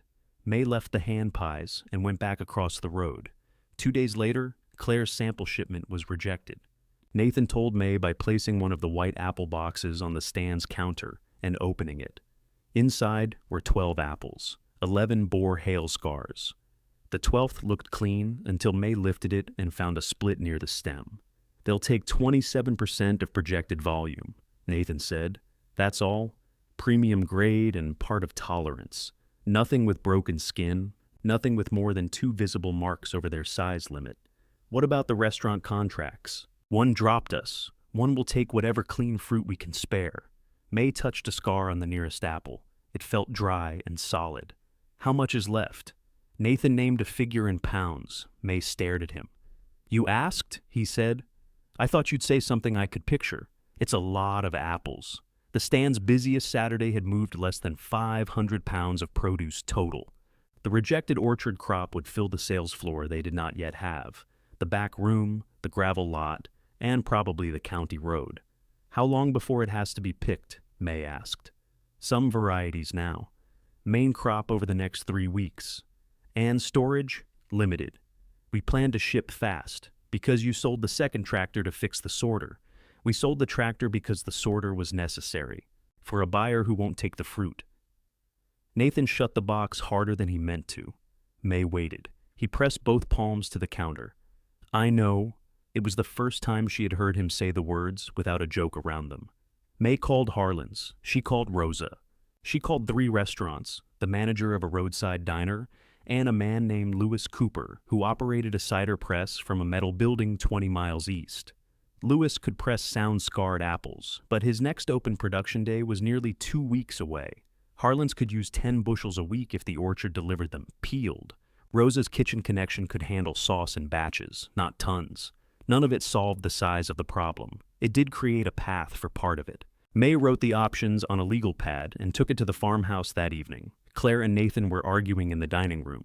We cannot pick into bins we don't have, Claire was saying. We can buy used. With what? I'll sell the delivery truck. The truck we need to deliver the apples nobody is coming to collect. Nathan saw May in the doorway. Perfect. Tiebreaker. I'm not tying anything. Claire looked at the legal pad. What's that? What the stand can take. The argument stopped. May laid the pad on the table. I can commit to 40 bushels the first weekend. Maybe 60 if we use the side tables and Gordon finishes the front flooring. Harlan's will take 10 weekly. Rosa can arrange sauce batches. Louis Cooper has a pressing slot, but you'd have to deliver. Nathan leaned over the page. Cider volume? Depends on quality after cutting out damage. Claire remained standing. 40 bushels. To start. That's less than 1 bin. I know. We need a real sale. This is a real sale. We need volume, May. And I need customers to leave with suspension systems. Claire pulled out a chair and sat. Exhaustion had taken the polish from her. She wore no makeup, and one cuff of her blouse was stained with apple juice. We'll do a Whitaker weekend, she said. Both days, full crop promotion. We're not open Sunday. You can open. I can, but I'm not clearing the whole stand. Claire frowned. I didn't ask you to clear it. You said full crop promotion. Put the preserves and bread on one table. The rest can sit out 1 weekend. The rest is 16 vendors. We are talking about the farm that created the stand. May looked at Nathan. He studied the legal pad. Claire continued, gaining certainty from her own argument. We bring bins to the lot, run boxed specials, use the Whitaker farm signs and orchard branding. If we price aggressively, people will come. The stand isn't Whitaker Farm. It was for 40 years. It isn't now. Claire stared at her. You are going to argue over a name while the orchard loses its harvest? I'll sell the apples, under the stand system. This is not a normal vendor situation. It is if you want table space. We need more than table space. I don't have more. You have a lot full of customers we helped you reach." The room went quiet. May felt Nathan lift his head. Claire seemed to hear herself 1 second too late. She pressed her fingers to her temple. "That came out wrong." "No," May said. "It came out." "Don't do that." "Do what?" "Save every bad sentence like a receipt." May almost smiled at the cruelty of how well Claire knew her. She pushed the legal pad closer. 12% commission, scheduled deliveries, no priority over vendors already booked. "I'll add Friday evening and Sunday if Sherry agrees to work, and the numbers cover her wages. 12% of a crop that came from our grandmother's trees. 12% pays for the people and equipment selling it. We can provide our own workers, then they can apply like everybody else." Claire stood. "Apply, vendor form, inventory count, payout schedule. This is family. You told me the stand's expenses were mine. I was protecting the orchard account, and I'm protecting the stand." Nathan spoke at last. "The terms aren't bad." Claire turned toward him. "You don't own the orchard." "No, I own a sorting line and one tractor you need." The words struck the fault already running beneath them. Claire's expression hardened. "And you sold the other one before harvest." Nathan shoved his chair back. "To pay for the motor you insisted we needed." "Both of you stop," May said. They looked at her, offended in matching ways. May collected the legal pad. "Offer stands," she said. 40 bushels first weekend. We scale from actual sales. You get the same sheets and terms as everybody." Claire laughed without humor. "You enjoy this." May stopped at the doorway. Enjoy what? Being the one who can say no. The accusation found something tender, because part of May did enjoy it, not Claire's fear or the orchard's loss, but the fact that her answer could no longer be arranged in a blue folder before she entered the room. She made herself face that part. "I'm not saying no," May said. "I'm saying you don't get to make everybody else disappear because you finally need what they built." She left before Claire answered. The following Friday, Sherry called from the stand while May was collecting bread at Harlan's. "You know anything about the orchard gate? What about it? It's chained." May shifted the phone to her other ear. "The north gate?" "The service lane behind the stand. There are bins across it too."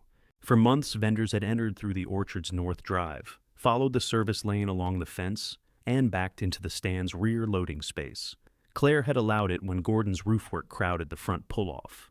The route kept delivery trucks from reversing into highway traffic, and prevented customers from competing with vendors for gravel. Nobody had ever called it permanent. May left the bakery order on the counter and drove back. Tessa's pickup waited on the county road shoulder with its hazard lights blinking. Harvey's van sat behind it. Sherry stood beside the chained gate, hands on her hips. 3 empty orchard bins blocked the lane on the other side. A white sign hung from the chain. "Orchard vehicles only." Claire's handwriting was not on it. Her decision was. May crossed the road and found her beside the packing shed, directing workers as clean apples moved through the sorting line. "You blocked the lane." Claire did not turn. "We need it for harvest." "You haven't stored anything on that lane in months. We're storing bins now. You put 3 empty ones in the entrance. They won't stay empty." Tessa's parked on the highway. The stand has its own entrance. For customers, trucks can't turn around. Claire finally faced her. "Then, you'll have to manage your property." May heard the echo of every boundary Claire had drawn. The estate, the expenses, the name, the road between them. "This is because I wouldn't clear the tables. This is because I need every part of my farm functioning. You waited until Friday delivery. I moved bins when I needed them moved." Behind Claire, scarred apples rolled beneath bright packing shed lights. Workers lifted them from the line and placed them into process bins that were already filling. May could have shouted. She could have threatened to withdraw the 40-bushel offer. Claire seemed almost prepared for the relief of an ugly fight. May nodded once. "All right." Claire's certainty flickered. "All right." May walked back across the road. Harvey had left his van on the shoulder and begun carrying mushroom boxes by hand. Tessa was still inside her pickup, watching traffic pass inches from her mirror. Sherry looked at May. What did she say? May unlocked the cash box, took out the roll of orange price stickers, and handed it to her. "Move the customer parking to the east side," she said. "We unload through the front. That's going to be a mess." "I know. What about Saturday?" May looked across at the orchard bins blocking the lane. "We open at 7. At 6:20 the next morning, a delivery van blocked the entrance while Harvey argued with a customer who had arrived 40 minutes early. "I'm not open," May called. The customer lowered her window. "I only need eggs. Eggs are behind the mushrooms." Harvey stood in the road holding 2 boxes against his chest. Mushrooms are not an obstacle. They are a category. A pickup honked behind the van. Sherry moved an orange cone and waved the pickup into the east side of the lot. "Go around. There is no around," May said. "There is if he believes." The driver believed until his right tires left the gravel. Leon and Gordon pushed him back, while Tessa unloaded cheese through the passenger door because the driver's side faced traffic. By 7, the vendors were in place. By 7:10, customer vehicles had filled every usable space. May spent the first hour directing traffic instead of selling. Twice she stopped cars from backing toward the bread table. A restaurant pickup arrived during the rush, and the driver had to carry 4 baskets of sweet potatoes along the shoulder, while semi-trucks disturbed his opinions about rural life. Across the road, the service lane remained empty except for 3 orchard bins. Claire did not appear. At 9:15, a woman buying goat cheese asked May why the orchard had blocked the entrance. "Harvest," May said. "Looks empty. They're using it." The woman looked at the bins. For Heir, May handed her change. Heir bruises easily. It was the nearest May came to criticizing Claire in public. Even that left a sour taste. The market closed with strong sales and 2 complaints about parking. One customer had driven away rather than wait for a truck to clear the entrance. Curtis's pecans remained in the storage cabinet because he could not get his trailer into the lot and refused to carry 60 pounds from the shoulder. "This doesn't work," Sherry said after they counted the drawer. "It worked today." No. Today survived. May opened the wall calendar. She assigned delivery windows beginning at 5:30. Vendors with small loads would park on the east side and carry goods through the customer area before opening. Leon, Tessa, Harvey, and Harlan's received 15-minute unloading slots at the front. Anybody late waited until the next gap. Rosa watched May write. "You're enjoying the clipboard more than is healthy. It doesn't argue. It will when Gordon sees 5:30 beside his name. Gordon sells firewood twice a month." He rose to 19. He checked the board. He brings binoculars. On Monday, May bought 2 used platform carts from the diner where she had purchased the cooler. Gordon reinforced their handles. Sherry painted one yellow and one blue, then labeled them in and out. The next Friday, vendor deliveries moved through the lot with only 1 late van and a 10-minute argument over whether Harvey's mushrooms could share a cart with firewood. Within 3 weeks, the new routine was faster than using the orchard lane had been. Goods arrived in a fixed order. Sherry checked temperatures while May counted. Empty crates went directly onto the blue cart. Customer parking stayed clear until 6:45. It required people to arrive earlier. It required May to pay Sherry another hour. It required vendors to trust that losing an easy route would not become their private inconvenience. They did. The chained orchard gate became background. Claire had expected disruption. May could tell by the way she glanced over during Friday intake, pausing beside the bins that supposedly required the lane. For the first week, the empty bins remained in place. The second week, workers filled them with scarred apples. The third, the bins were moved to the packing shed, but the chain stayed. May never asked Claire to remove it. The orchard began picking in earnest. Clean fruit went through the sorting line and into white Whitaker boxes. Scarred fruit accumulated in wooden bins marked process. Apples at the bottom compressed beneath the weight above them, releasing juice that darkened the boards and attracted clouds of yellow jackets. Claire found 3 processors willing to quote. One price did not cover hauling. Another could not take fruit until too late. The third would buy immediately for industrial puree at an amount Nathan described as charging us to lose apples. Claire put up a sign at the north gate. Hail scared, full flavor, half price. She arranged boxes on a farm wagon and posted photographs online. People came, some bought 1 box, some 2. A restaurant took 8 bushels. The first Saturday, she sold enough to make the effort seem promising. The second Saturday, sales dropped by more than half. The orchard had apples.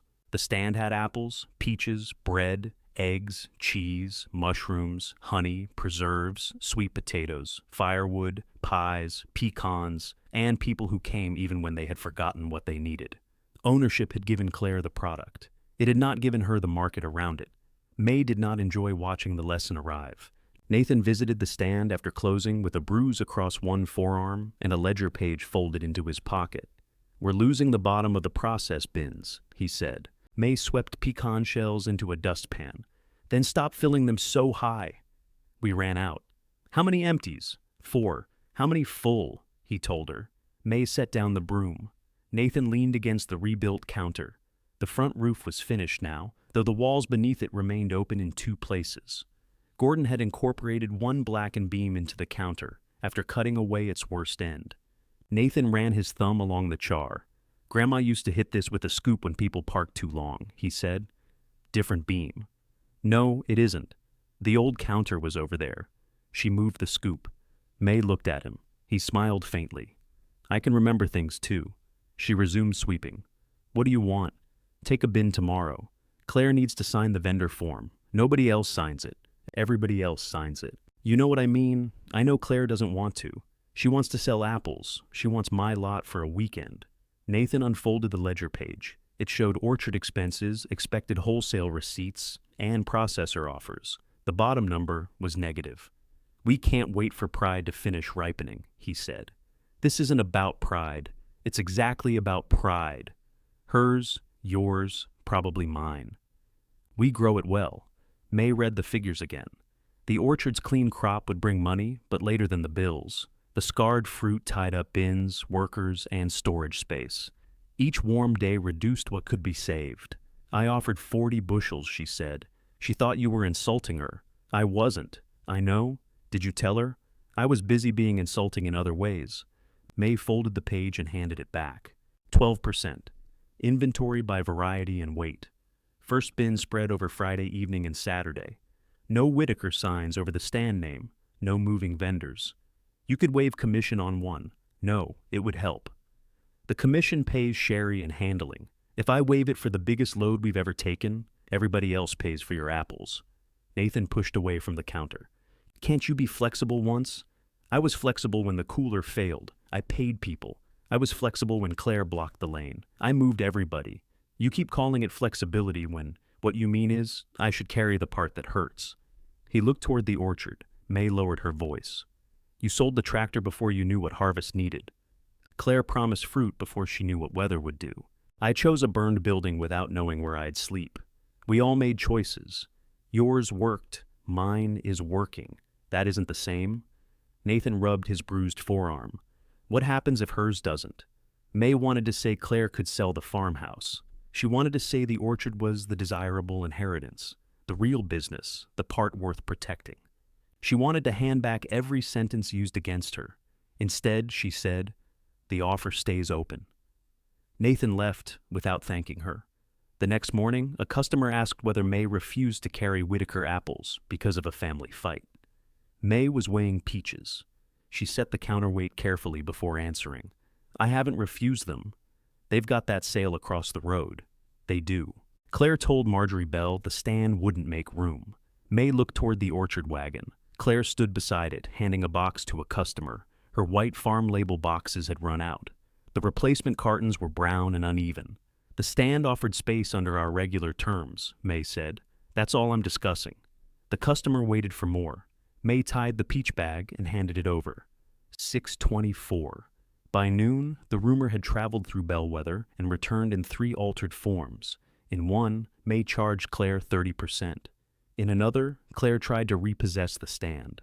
In the third, Nathan had been banned from both properties over a tractor. "That last one has structure," Rosa said. May wrote a short statement and taped it beside the cash box. "All growers are welcome under the same consignment terms, capacity permitting. No vendor receives exclusive use of the market." She did not mention family, gates, hail, or inheritance.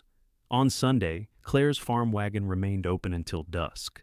May watched from the back room while packing restaurant orders. Cars came sporadically. Between them, Claire rearranged the same boxes to close gaps.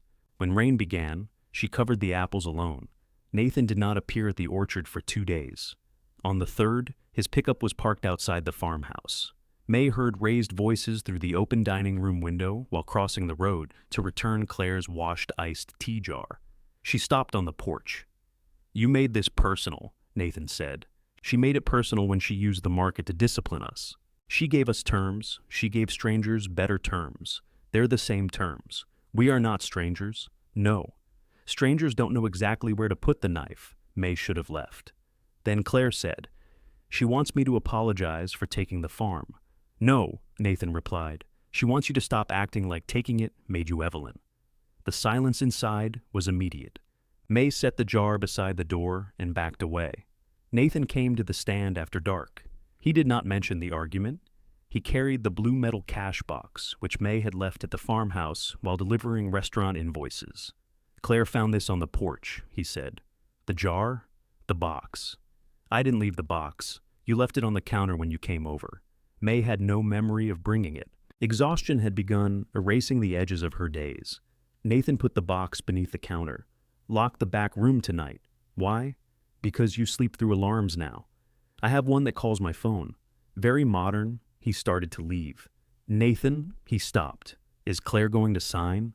He looked across the road. Packing shed lights glowed between the trees. "She'll let the crop rot first if she thinks signing means you won." "That's not what it means." "I know." Another warm week passed. Louis Cooper's cider opening moved closer, but he needed a minimum volume and payment for pressing. Harlan's had taken all the pie apples it could store. The processed bins began smelling fermented at their edges. May closed Friday evening under a copper-colored sky. She was carrying the yellow platform cart inside when footsteps crossed the gravel. Claire stood beyond the awning in jeans and an orchard shirt, stained beneath both arms. Her hands were scratched. She held the vendor form May had given Nathan. It was unsigned. "Are the terms still 12%? Claire asked. May set the cart handle down. "Yes." Claire looked at the form. "I need more than 40 bushels. "I know." "How much can you move?" "I won't know until we start." "And if it isn't enough?" "Then we make sauce, cider, dried rings, whatever the fruit will hold for." "We don't promise what we can't move." Claire's mouth tightened at the word promise. May waited. "Will you clear the front tables?" Claire asked. "No." "Will you use the Whitaker signs?" "No." "Will you at least tell people the apples came from Evelyn's orchard?" "Yes." Because they did. Claire stared into the open stand. Vendor numbers marked the shelves. Saturday's price cards lay in neat stacks. Beneath the counter sat the blue cash box she had bought when May owned nothing to put inside it. "What else?" she asked. May thought of the chained gate, Rose's lost corner, Tessa's ruined cheese, and Sherry saying a day had survived rather than worked. "You apologized to the vendors whose space you tried to take," she said. "Then you work unloading." Claire lifted her eyes. "You want me to perform an apology so everybody can watch?" "No. I want them to know the rules won't change because you showed up." "At what time?" 4. "The market opens at 7, I know." Claire looked down at her scratched hands. Then she signed the form against the rebuilt counter. Claire handed the pen back. May checked the signature because not checking would have made the moment ceremonial, and neither of them could afford ceremony. "Inventory comes in by weight," she said.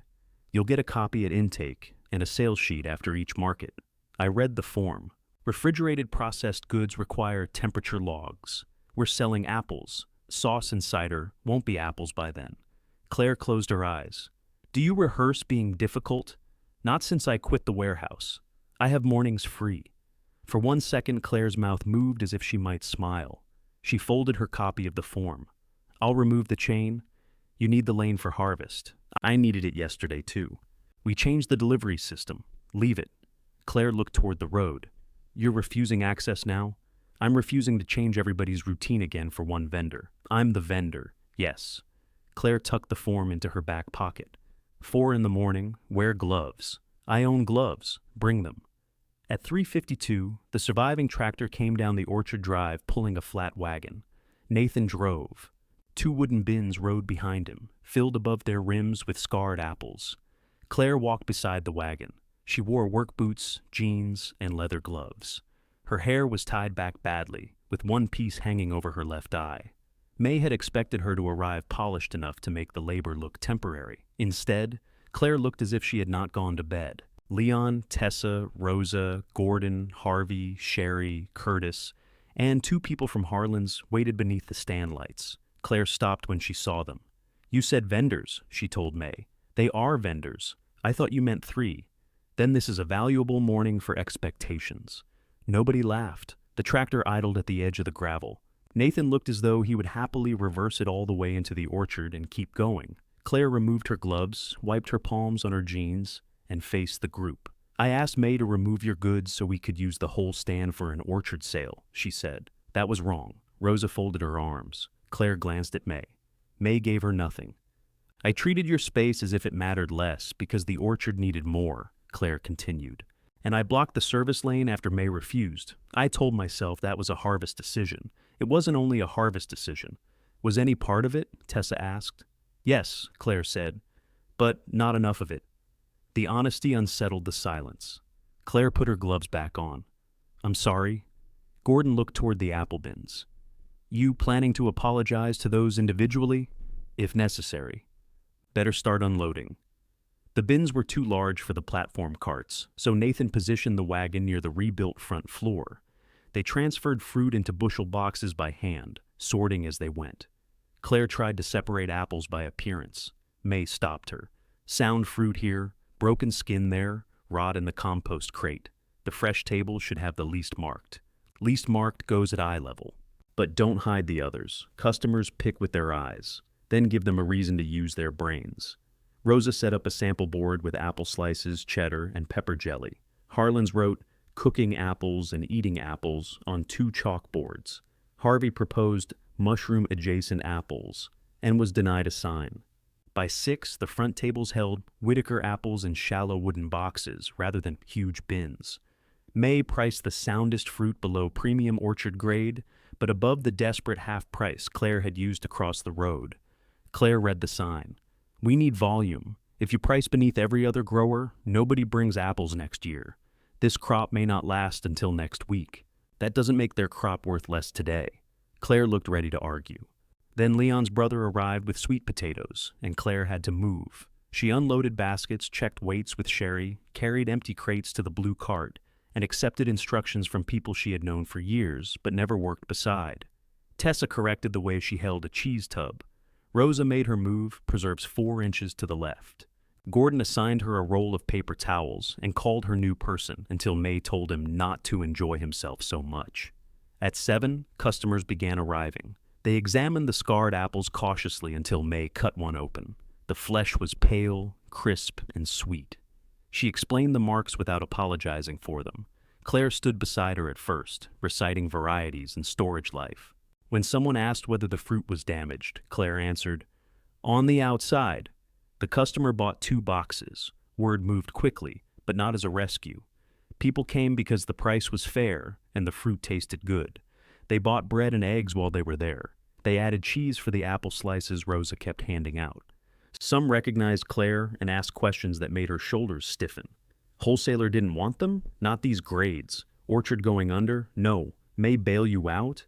Claire looked toward May. May was weighing sweet potatoes, pretending not to hear. "The stand is selling our fruit on consignment," Claire said. It was accurate, ordinary, and probably the hardest answer available.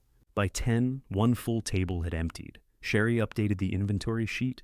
Harlan's took 12 more boxes for pies and arranged another pickup. A restaurant manager tasted 3 varieties and ordered cooking apples for sauce. Nobody had been forced from a table. Rosa sold more pepper jelly than she had on any Saturday that year. At closing, May counted 73 empty apple boxes. Claire stared at the number. "That's it? That's one morning. We have hundreds more." "I know." Nathan stood beside the compost crate, looking at fruit too damaged to save. "Louis still have the pressing slot?" "Tuesday," May said. "He needs delivery by 6. He can take sound drops and scarred fruit, not rot."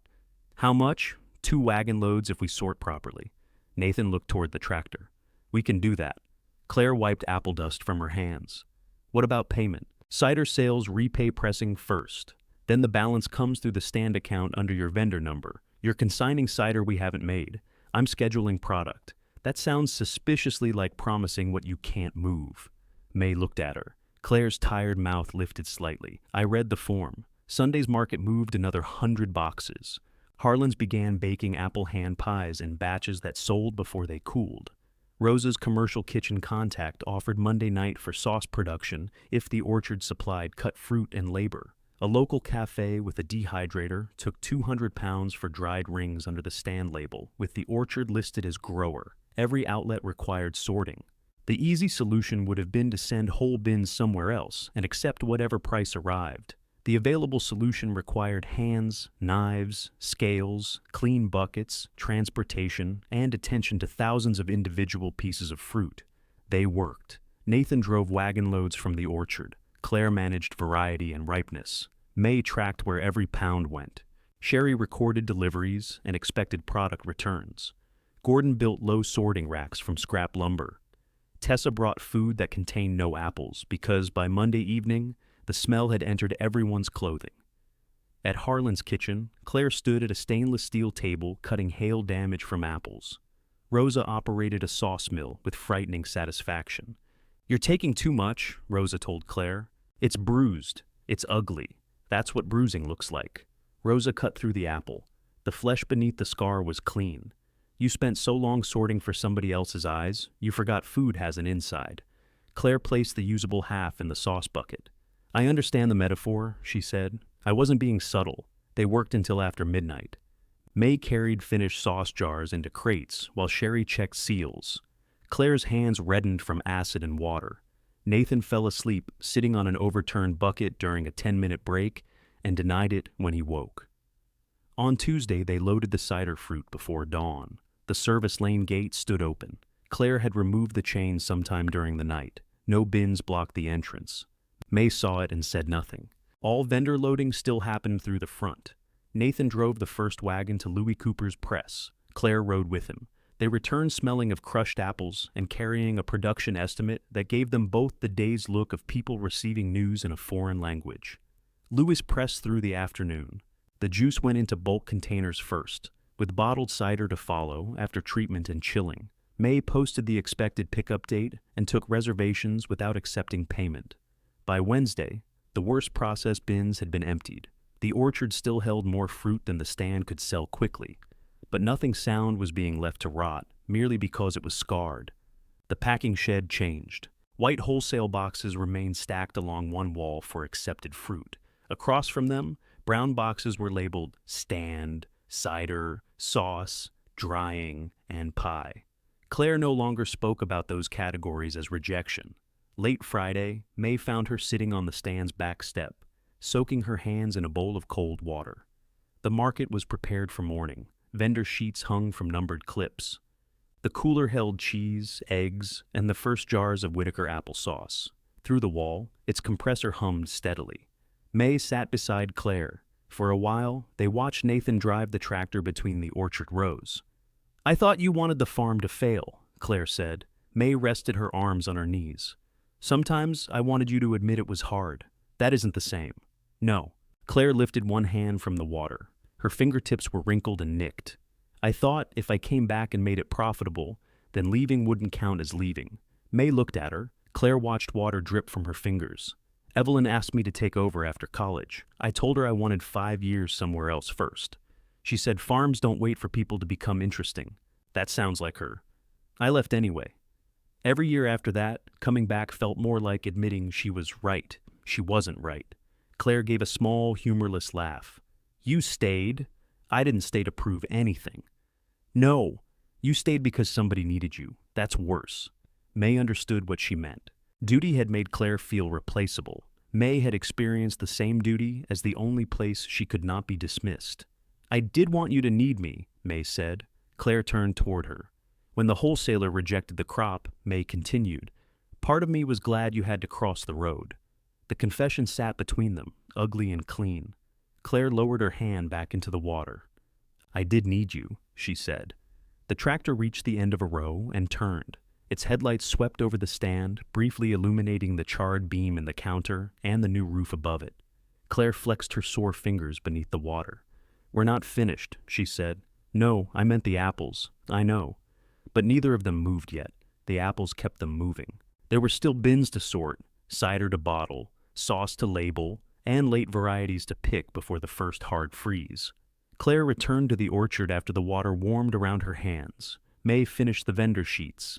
At 5 the next morning, they met again beneath the stand lights without discussing what either had admitted. Work made room for them before forgiveness did. Whitaker apples occupied 4 tables that Saturday, not all of them. Claire delivered the fruit through the front intake, waited while Sherry checked the weight, and corrected one variety name on the inventory sheet. When customers arrived, Claire worked beside Harlan's bread and Harvey's mushrooms without trying to rearrange either. The cider sold faster than Louis could bottle it.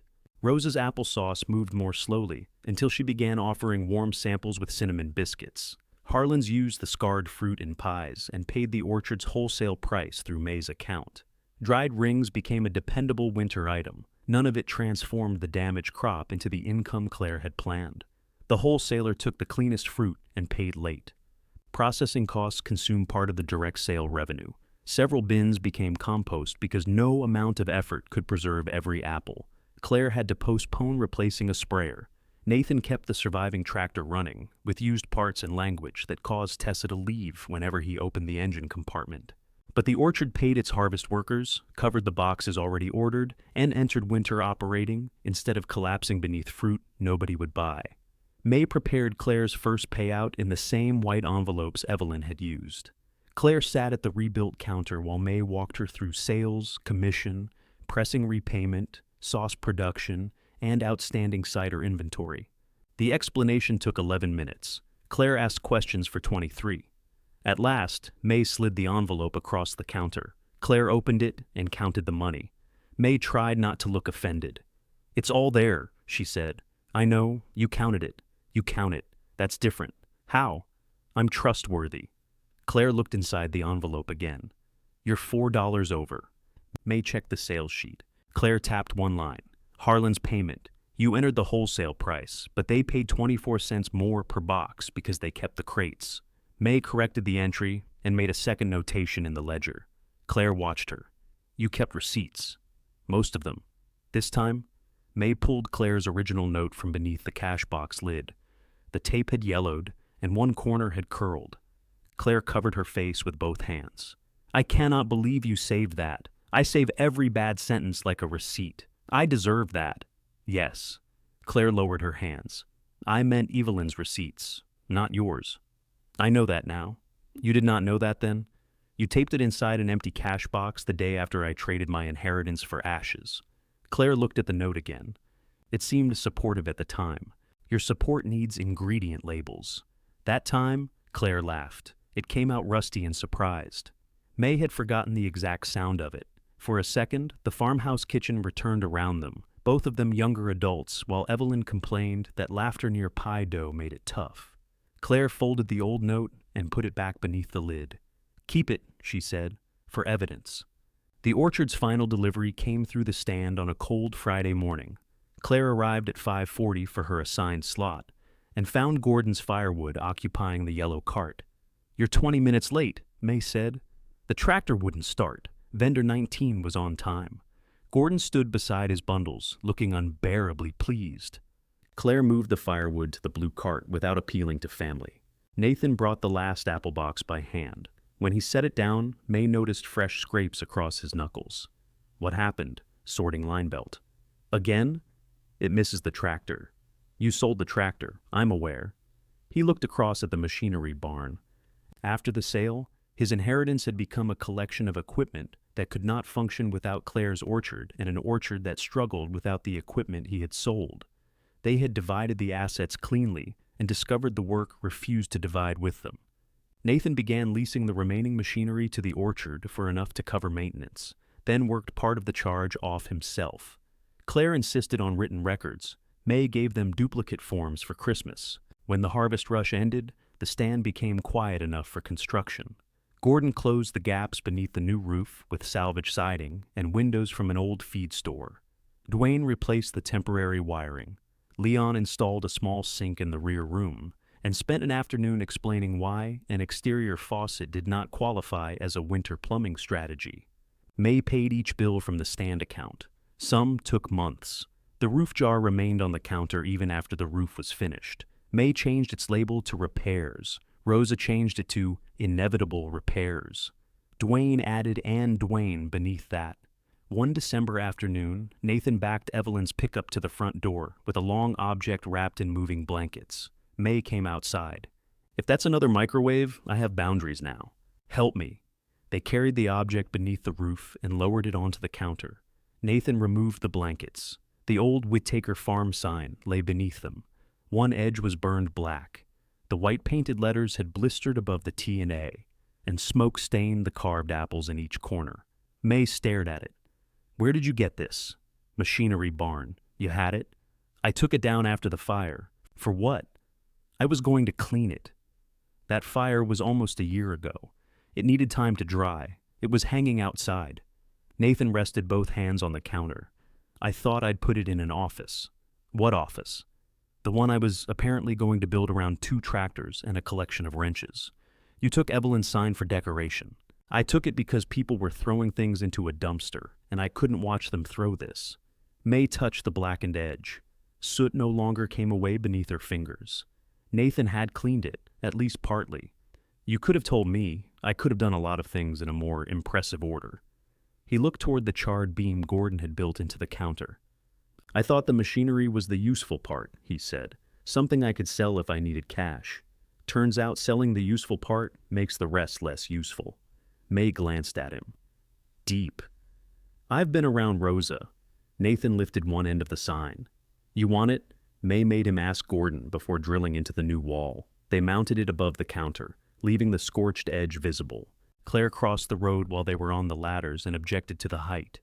Nathan moved it half an inch just to make her stop talking. When they climbed down, all 3 stood beneath it. The sign still said, Whittaker Farm. May did not rename the stand around it. She hung a smaller board beneath the carved letters.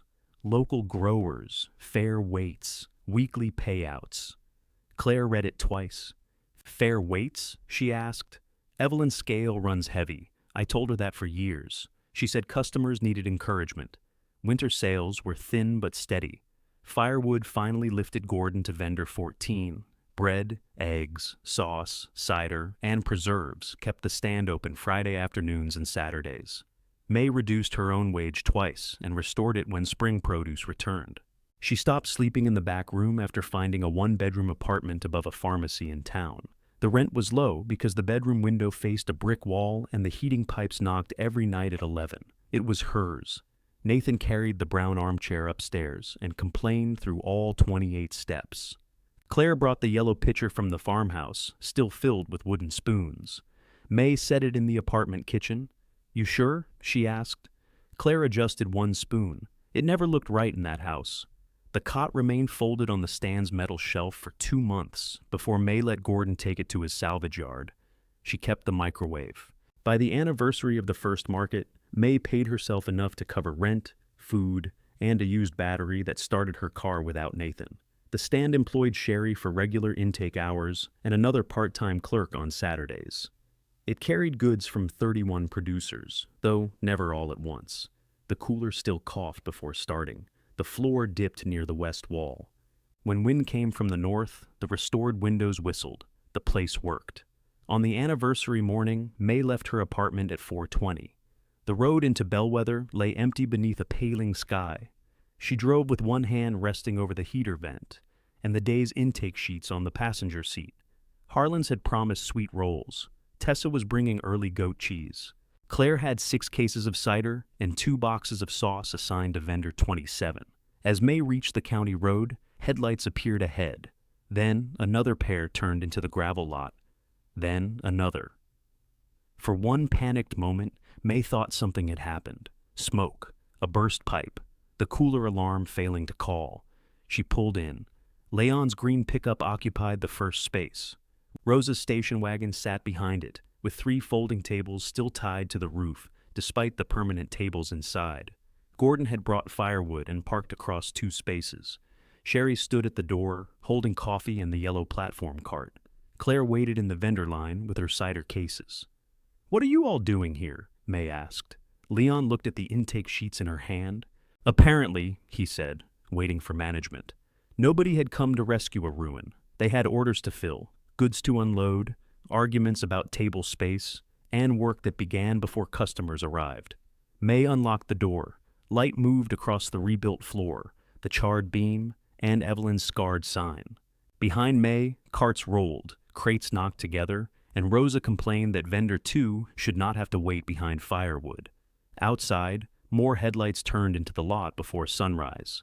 May switched on the cooler, opened the blue cash box, and let them in.